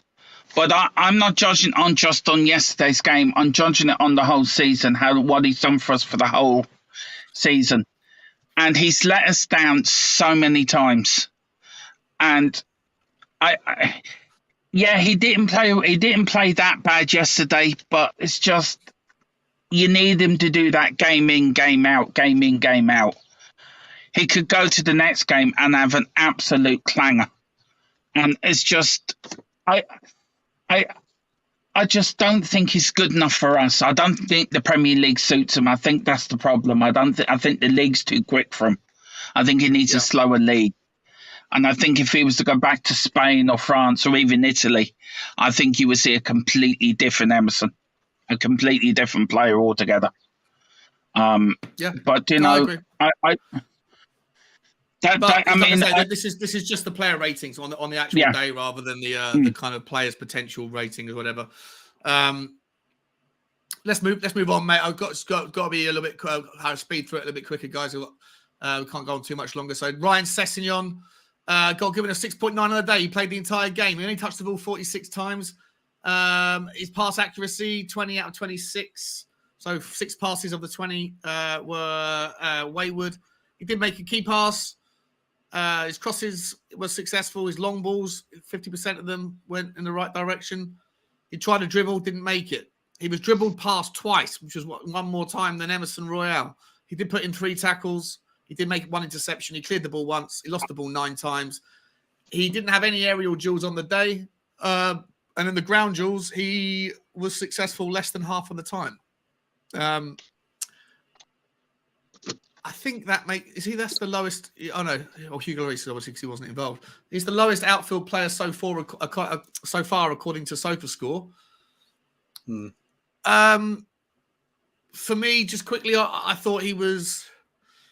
He's certainly better than he was against Brentford and Brighton. I thought he was quite adventurous going forward in the first half. I thought he was all right. The stats don't look great. Again, the stats don't flatter him whatsoever. And it kind of looks like he didn't really do much. And everything he did do, he was somewhat successful, somewhat unsuccessful with it. But I gave him a 7 because I thought I saw it. I saw a big improvement in his performance. But obviously, maybe the stats don't show that. Maybe I was flattering him a little bit. I gave him a 7. Kuba, I'll come to you first. What are your thoughts, mate? I think he was I'm just going to run for a wee, but I'm just going to run for a wee, guys, as well. No worries. Right, can't wait to see the dot, mate. Yeah. Right, Sessegnon. He was a slight improvement on what he was the time before. Did get in across. Did get in a couple of decent balls, and he joined the attack a little bit more than he had been. He held up his end of his side of the pitch fairly well overall. I just feel disappointed that he doesn't take his man on more because he's got it in his locker and he seems a little bit short on confidence. I think if he starts trying to skin his player on the outside and getting a few more crosses, have a little bit more belief in himself, we could have a decent player on our hands. But he didn't really live up to it. He was kind of left behind by the performance of so many of his teammates yesterday. Today, Sunday, I should say. An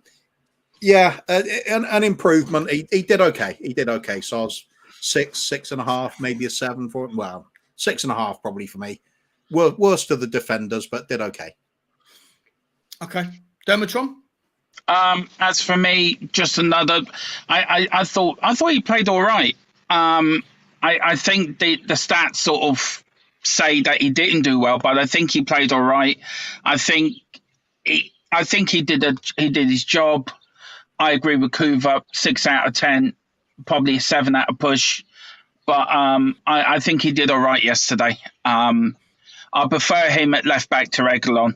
But I think we do have if he gets games in hand and he gets run with no injuries, I think we've got a great little left wing back on our hands. And I think he did all right. So 7 out of 10 for me, Sean. Okie dokie, guys. I'm going to push through these a little bit quicker, guys. I'm sorry, I do have to wrap it up sooner than I thought. So Rodrigo Bentancur, 7.4. He only played 82 minutes. He got taken off for Harry Winks. We're going to go through Harry Winks shortly as well. 53 touches, decent accuracy, 84%. It was good with his crosses. Long balls didn't try any, or very, very few. He won a lot of his ground duels, which is great, right? 8 out of 11, that's sort of 80%, 78%. And he won the one time he went into the air. He only lost the ball 6 times.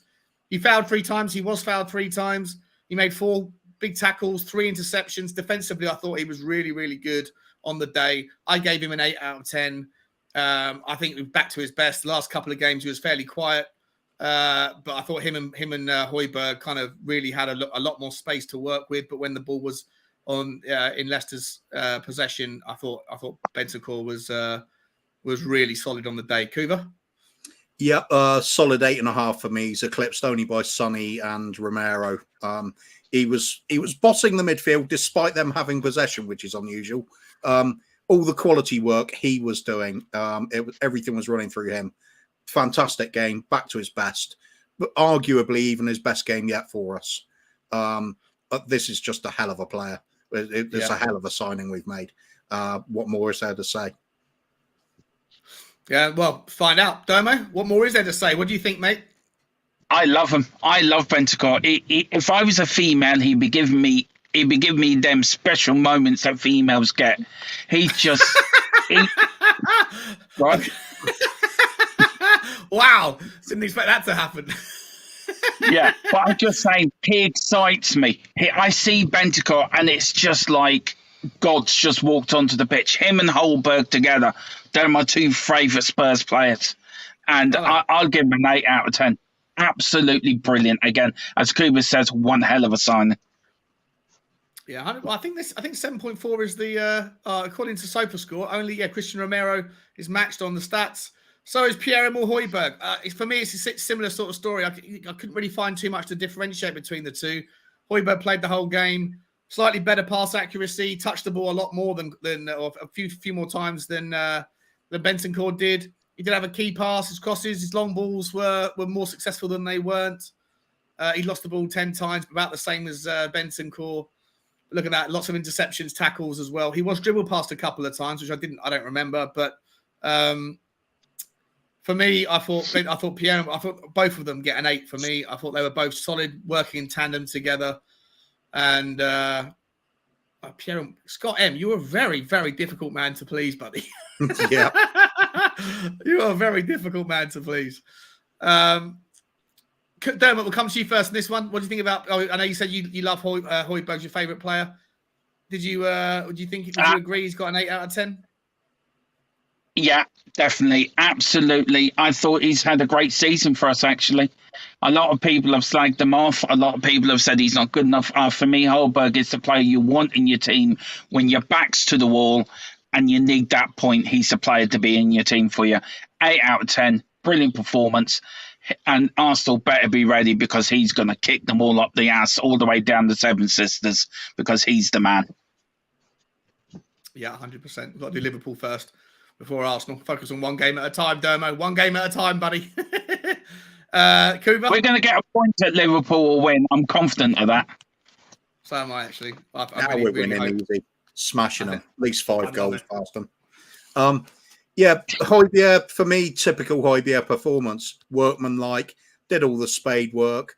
It's that there's value in that, but I don't find it particularly eye-catching. But what lets him down for me all the time is his shocking lack of control at times. There were times when he was in acres of space in an attack and it breaks down because he couldn't control it. And it's really disappointing. And that's the reason I want to upgrade him more than anything else. He's not the most cultured footballer in the world. He's just a workhorse. But He worked well. He worked well with Bentancur, so I'll still give him a 7. Yeah. Yeah, I agree. He's not like super. I know when you went through that list of things on, I forget whose channel it was, we were talking about it, Kuva, and you were like, he's not fast, he's not good in the air, he's not great at passing, he's certainly not good at shooting. There's lots of things that he's not great at, but somehow he manages to put whatever, like his overall, stats, his class of assets that what's in his locker is enough to get a great performance. But I totally agree with you that, I just think in the summer we need to be looking. He's stepping point Mark 2, yeah. Yeah. All right, Lucas Moura. He only played 55 minutes of the game. It's the first time we've seen an early substitution from from Conte in a while. His stats were just.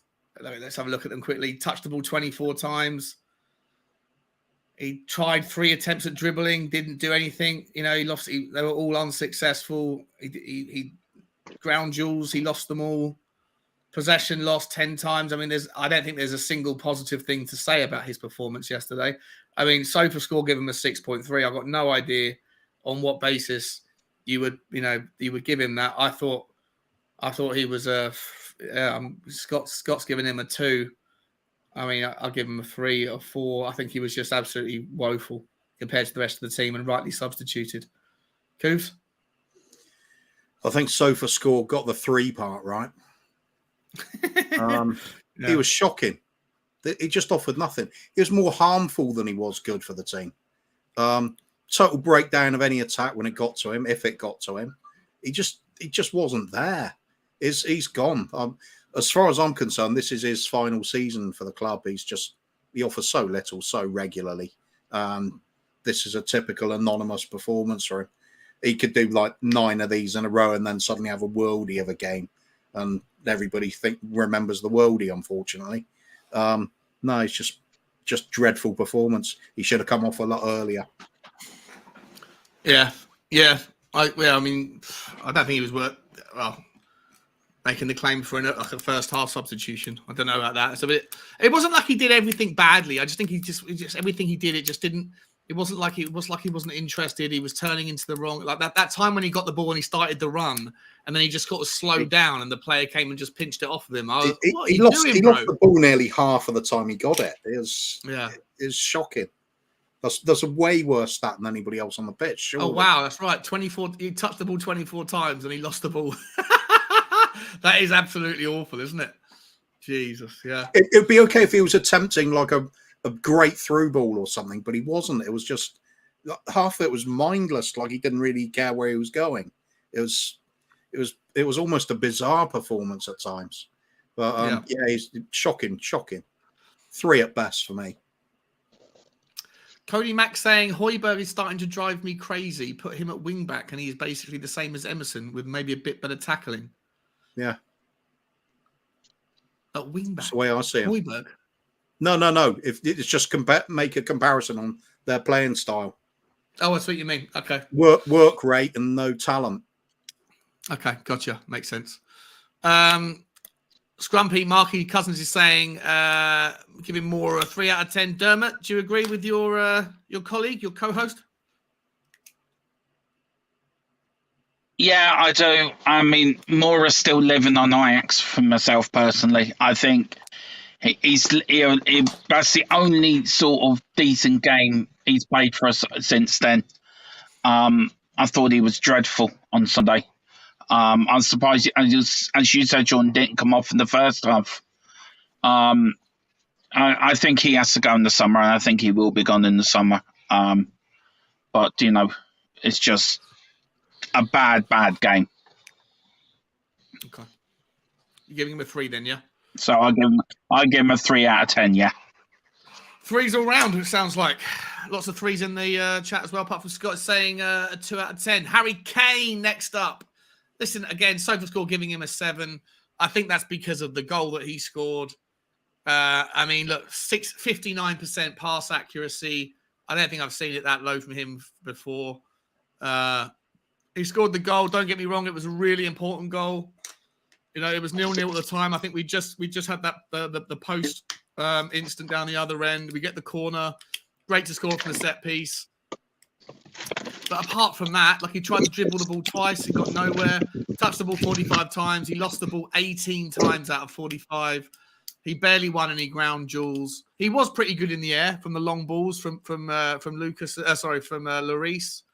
But I thought it was his worst performance.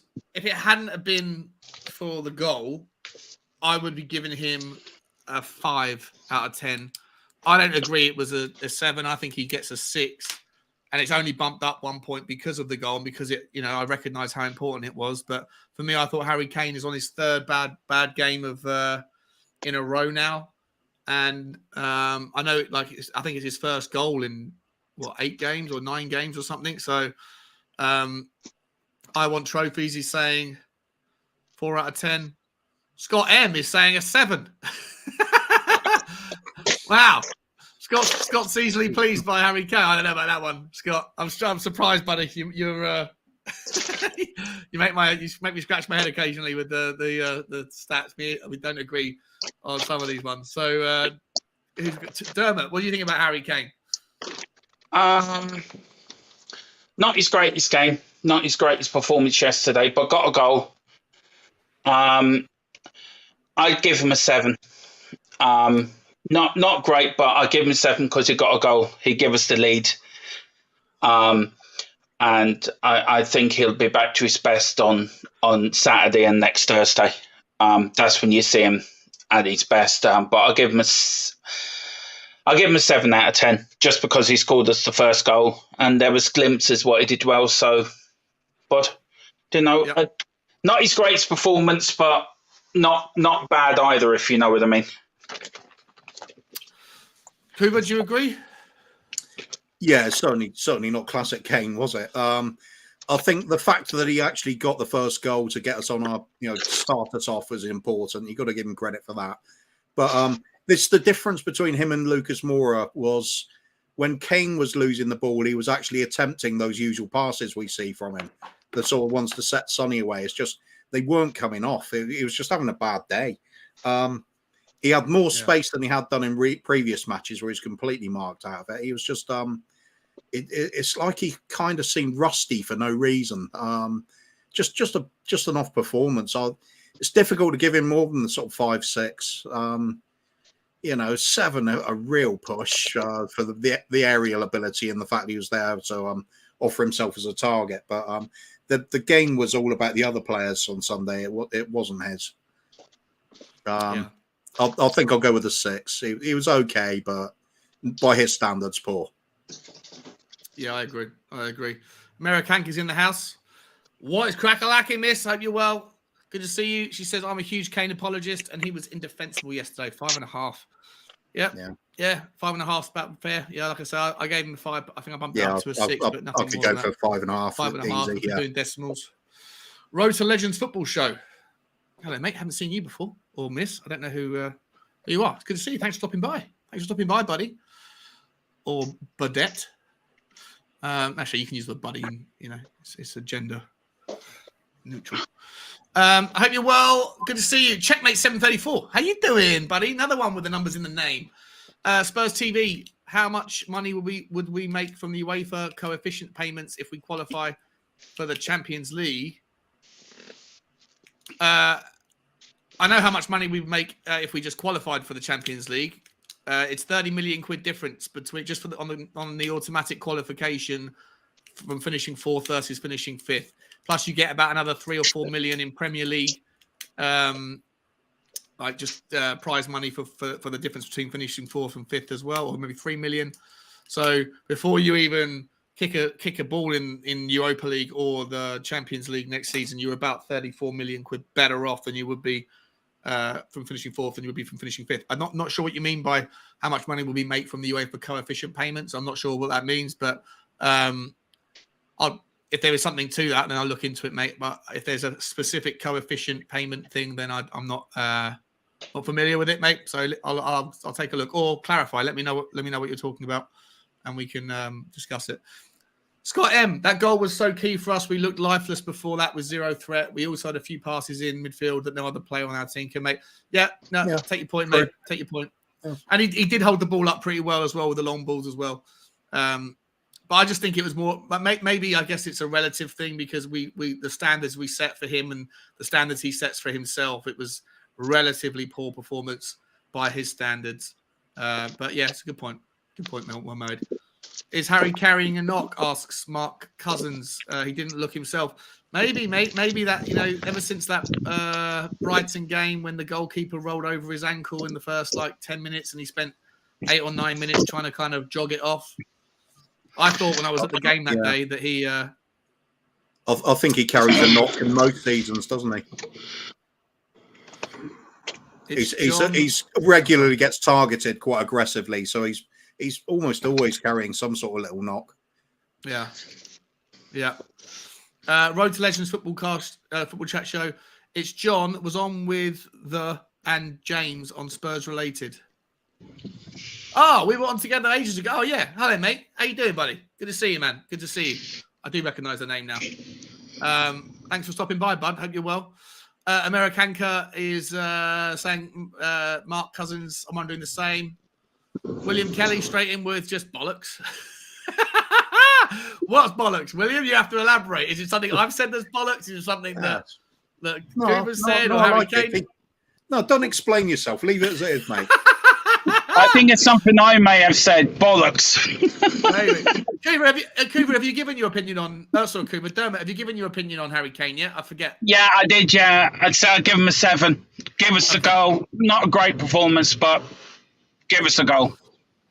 Okie dokie. Nice one.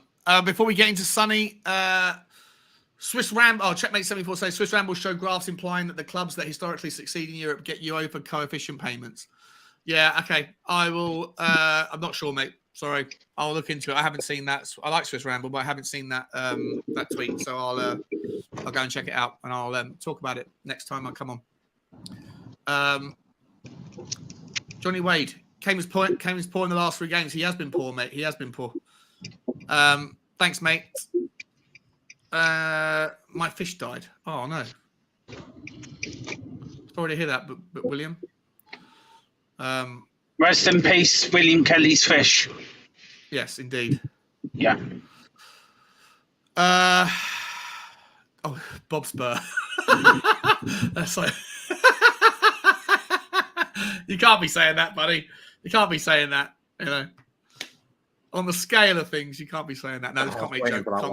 Can't make jokes. I thought I'm not going to make a pun like that today. It's just not on this sad day for his fish. It's...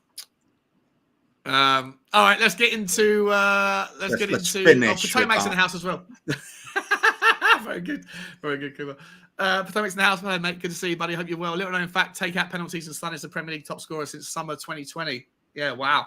Over the last 2 years, I knew it was this case this season. I didn't know over the last couple of years. So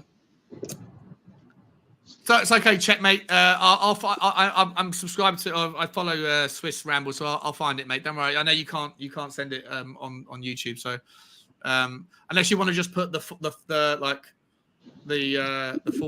and then put the rest of the link in, so it doesn't have the .com bit in the link, we can go from there. Checkmate, done that one. Let's start with you, Kuba. Sonny, 82 minutes played, 2 goals, 1 assist, 2 from 3 shots on target. He had a couple of dribbles as well. One of them was successful. He did miss a big chance. I don't remember the big chance that he missed. Maybe tell me about it when I'll hand it over to you now. Touched the ball 48 times, 85% pass completion. That's great. 4 key passes. Superb, just superb. Long balls, not really important for a striker, but okay, he tried 3, only completed 1. Big chances created 1. Ground duels. He won 40% of his ground duels. He won 100% of his aerial duels. He did lose the ball 15 times. So the score, give him a 9.2 out of 10. Kuba, do you remember the shot that he missed? The big chance missed? I don't remember that. To be honest, mate, I can't even remember one of his goals. All I've got stuck in my head is that beautiful curling shot.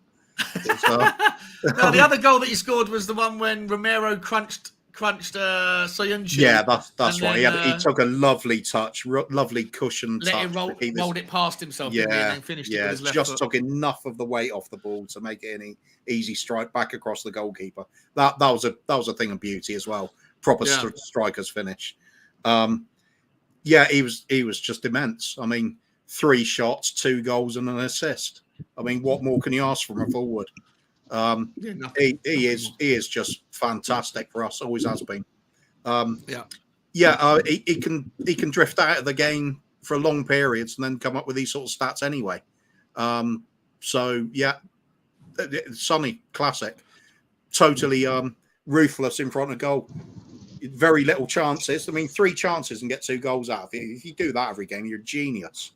Well, against Aston Villa, he got a hat trick from 3 chances, didn't he? 3 shots, exactly. 3 shots on target, it's 3 deadly. goals. Yeah. Sniper scope on his boots. He really has. Yeah. Either foot or with his head. He's got it all, hasn't he? He's just immense. Let me ask you a quick question. I don't want to get into a massive debate about this, but maybe I shouldn't ask it. But who would you rather, Salah or Son in your team? Both. Sonny on the left, Salah on the right. What's the problem? With Kane in the middle, that's your front 3 out of the Premiership. Yeah. Okay. I think I'd still have, even if you had the choice of one or the other in your team, I think I'd probably still choose Sonny. I think Sonny's. I love Sonny. I've got no attachment to Salah. He's just a great player. But Sonny, yeah, absolutely love him. Scores Actually, a goal. we played this game. We played this game on Bobspur, didn't we? And I actually did, I actually said Salah originally, but then I think Bobspur convinced me that Son was the better option. Yeah. Unbelievable. Yeah, how can you not love it when he scores a goal? And that beaming smile, and everybody's like happy, aren't they? Yeah. Salah, yeah, bollocks to him, Scouser. He's not a Scouser, he's Egyptian, but He's at Liverpool, he's a Scouser. Scott M gives him a 9. I give him a 9. Bobspur gives him an 8.5. I Want Trophies gives him a 9.5. Johnny Wade's giving him 9.7. Sonaldo is getting an 11. What are you giving him, Kuva? And then we'll hand over to Dermot. If Romero's getting a 10, then Sonny's getting like a 9.9. Okay. Let's go with half, then 9.5. Just awesome. Perfect game, almost. Dermatron. Yes, sir. Right, I give him a 9. I think he was brilliant. Son's always brilliant. Son always brings the sunlight to your day when he plays and scores. Again, didn't do anything wrong. Genius, just another great performance. And what more can you say? Do you know what? I'm going to give him a 10 out of 10. Not giving him a 9. I'm giving him a 10.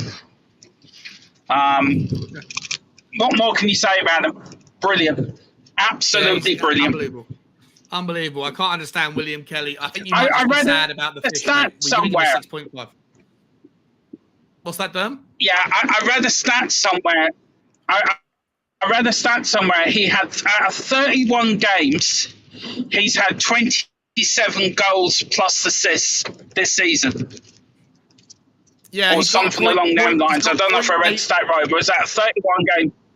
Yeah, it's 0.88 goals and or assists per game, per 90 minutes in the Premier League this season. Yeah, 0.8, basically 0.9. Yeah. So basically, not for every 10 games he plays, he's going to get a goal or an assist in 9 of them. It's amazing. Yeah. Bobspur TV says, Sonny, for what he does. And the odds is 16 million.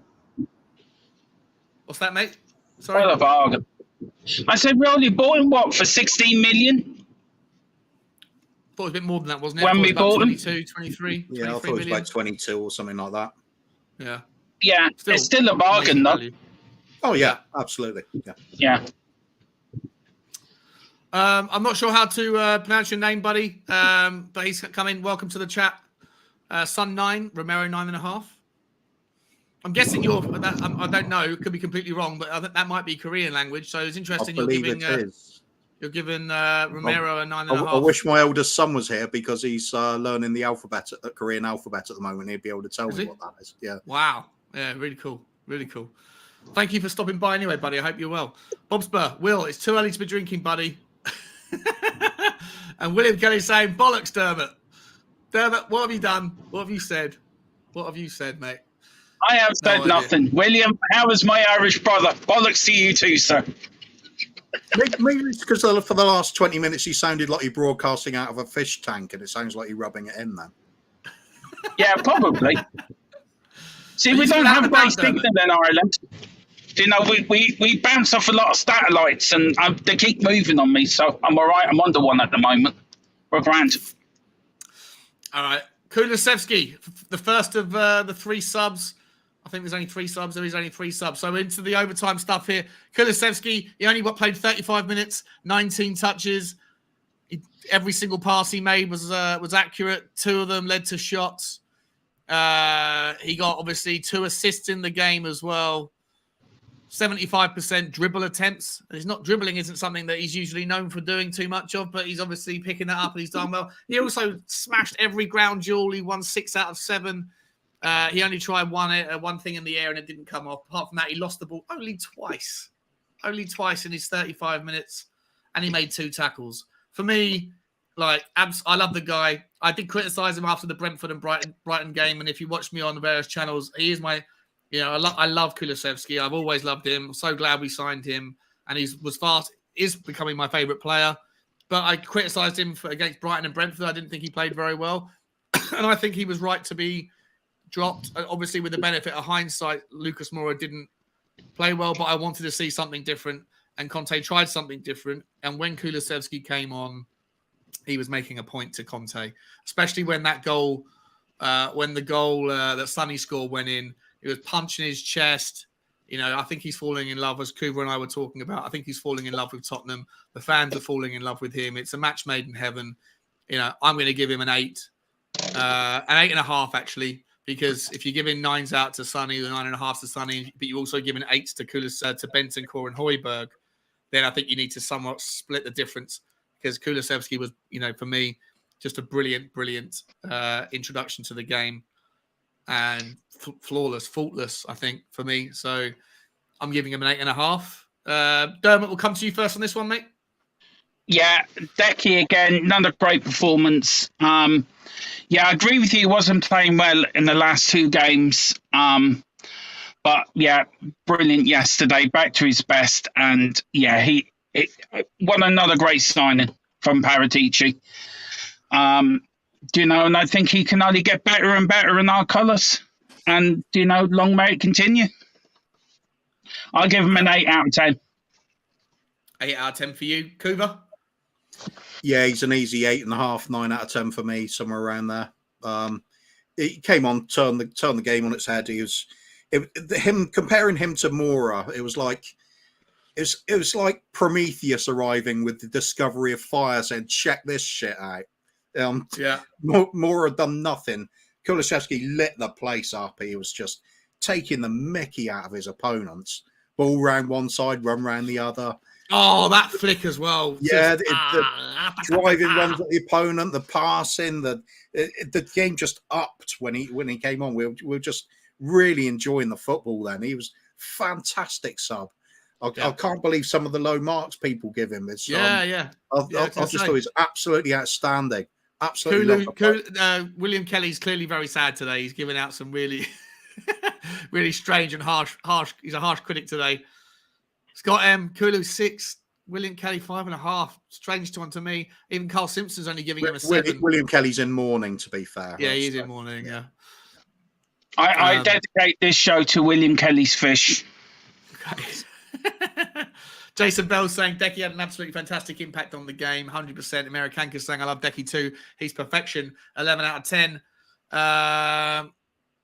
Checkmate. Oh, we're still talking about this. The Spanish clubs already make a lot of coefficient payments because they do so well in. Already make a lot of coefficient payments. I've never heard about this coefficient payment. I know that there's a coefficient on qualification and where you rank in group stages and those sorts of things, and where you go in the pools for certain knockouts and all that stuff. But that's based on point system. But I don't know how that works out with money. Surely you just earn your money for qualification, and then you earn your money based on whether you win, lose, or draw in the games and how far you go in the tournament. But I'll take a look into it, mate. It's news, completely new to me. So, Kulu changed the game, says Moondog. How can some people give him a 6? Yeah, don't know. I'm not entirely sure. Enough of these fish jokes. You guys lack soul. For God's sake, stop it. How to make I'll tell you one thing. Something smells fishy here. Yeah. You could do better than that, Dermot. Not the time or place. I can actually. I must admit that wasn't my best one. Oh dear. I've haddock enough. That's terrible as well. Better skip along through a few of these. Yeah. You're taking the pod out of me too much. They're getting worse. I'm not sure you understand the rules of the game, Dermot. You can't just make up words. I'll be honest with you, Sean. I don't understand most things. I just plod along. In my world, it's all right. I love you, mate. Love you. Right, so let's just skip Jack Tuna the whole lot, huh? All right. You start. So Scott M is saying he made 2 passes that any of my kids to make for assists. Didn't do any other than that to get any credit. No offense. Scott's a hard man to please. Get him in the team then. Such a hard man to please. William Kelly's fine. He's saying he put it on the Barbie. Stevie Fraser, Decky 8, Sunny 9, Cutie 9.5 for me, top 3. That's a reasonable. I like that, mate. I like that a lot. Very good. This also means Scott M's children are better than Lucas Moura because he couldn't manage it. Yeah. And also to William Kelly, he's just given me an idea what to have for dinner tonight. So cheers, William. Yeah, just checkmate 734. Just quickly on this one, like, we made 8 million quid, 10 million euros on the Europa Conference League. We did, but that's just from there's you get paid a payment for qualification, whatever that is, like for 5 million quid or something, 4 million quid, and then for every game that you win in the group stage, you'll get paid like it's a set fee. Like I think it's 1.5 million quid for a win in the Champions League group stages. If you draw, you get paid like 400,000, and if you lose, you get nothing. So I'm pretty sure that the prize money, I don't know. I mean, I'll take a look into it, mate. But the prize money, as far as I'm aware, is just set on equal money goes to every team, depending on how well they do. But I will look into it, mate. Johnny Wade saying Cooley's 2 assists got Son to score the goal that won the game. Yeah, and the assist, the first assist for the one from the Romero's challenge, that then Kulusevski did more than just slot it through. He held the ball up well. He was shouldering the player out the way, and then put it in a delightful little through ball through. So Scott M, I think you're being a little bit tough, mate. But anyway. I knew he was going to come back with this. Bob Spur. He's got one more. No, Scott M. My kids are definitely better than Moura. What did Bob first say? So I can't see because I'm looking on my phone. So fish jokes need to be a little bit catchy, like catch of the yeah. I never was known to be a comedian. I will admit that. All right, guys, I've got to wrap it up with 2 hours already. So let's get through the last couple. Stephen Bergwijn, he only played 8 minutes. There's very little to say about it. He basically touched the ball 3 times. You know, he passed the ball twice, 100%. Not much to say apart from the grumpy face that he had when he was coming on, and also the quotes. I think there was some quotes in Dutch media or something when they were asked whether or not, he wants to be at Tottenham next season, and he said, "I don't think so. I don't play enough. Coming to Ajax would be interesting, and something that I'd be interested in." So I think Steven Bergwijn's already kind of made his bed now and said he wants out. Right, so not much to say on the performance. Not much to say probably on how much more time he's going to get. Anything to say, Kuba, Dermot? Grumpy face, piss off, 0 out of 10. Bye. Okay, Dermo. Yeah, same as Kuba. Grumpy, piss off, goodbye, good luck. You never did well for us anyway. Okay, and then Harry Winks. He only played 8 minutes, but he still managed to find the time to be completely responsible for the conceding a goal. 8 minutes, touched the ball 5 times, 4 out of 5 passes, but he was dribbled past once, lost the ball once. I mean, I'd give him a 3 out of 10, 2 out of 10. If Lucas Moura got a 4, Harry Winks gets a 2 for the 8 minutes. 8 minutes, mate, and you can't even come on and do one thing. It's not like you got tiredness or exhaustion or anything to blame for it. You don't think the defending is your job, and when you're forced to do it, you do it so badly, it's embarrassing. Like, it was so bad for that goal. For me, it's a 3, 2 even. Kuba? I'm not convinced on his nicknames. I think he just needs something stupidly grandiose, like the Sheriff or something like that. He's so crap. Every time he comes on, it's a disaster, isn't it? When it's a close game, he comes on, you expect to lose. When you're winning comfortably and a clean sheet's on the horizon, you expect to concede. It's always the same.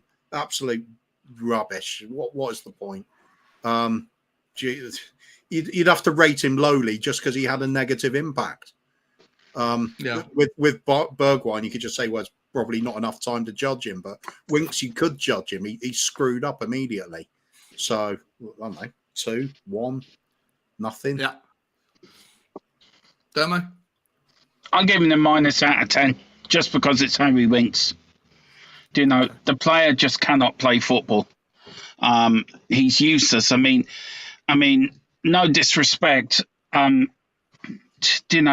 don't know why he gets picked. He led to the goal. Leicester scored. Just -10 out of 10. That's enough talking about Harry Winks. Okay. Ladies and gentlemen, that's it. That's the player ratings done. We're going to wrap it up right now. I put Tottenham Tantrum Gold's link in the chat. And then we just also, before I give it over to Dermot and to Kuba to say to plug their channels, Kuba, are you picking Shelfside as your channel to plug, or who do you want to plug today? Yeah, always Shelfside. Always give them a big support. I mean, they're always on the sort of comedy side of things. That's my favourite thing about the community. Yeah, Shelfside all the way. Dermot's here to plug TTG already, so there we go. Okay, Dermo. Yeah, we're on tonight. Another classic game. I don't know what game we're showing, but we're going to show a game from the 80s. Full match at 10 o'clock tonight.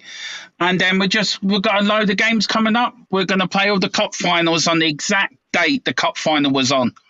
So we've got a load of them coming up. And then we're going to go show a load of old league games. So if you want some gold, you know where to come.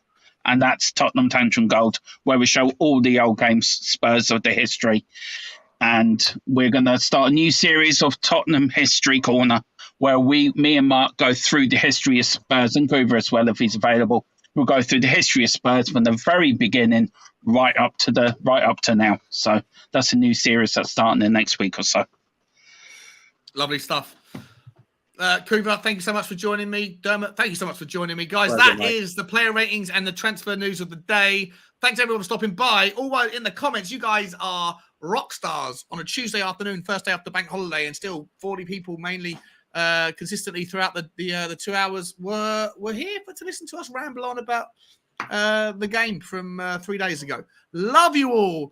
Like, share, and subscribe to Kuva's to Shelfside Spurs. Like, share, and subscribe to Tottenham Tantrum Gold. And please, if you haven't already, like this video and subscribe to the channel. I really would love to get to 1,000 before the end of the season. I'm on 961, I think it is now. And so I'd appreciate all your support. As always, guys. As always. Levy out.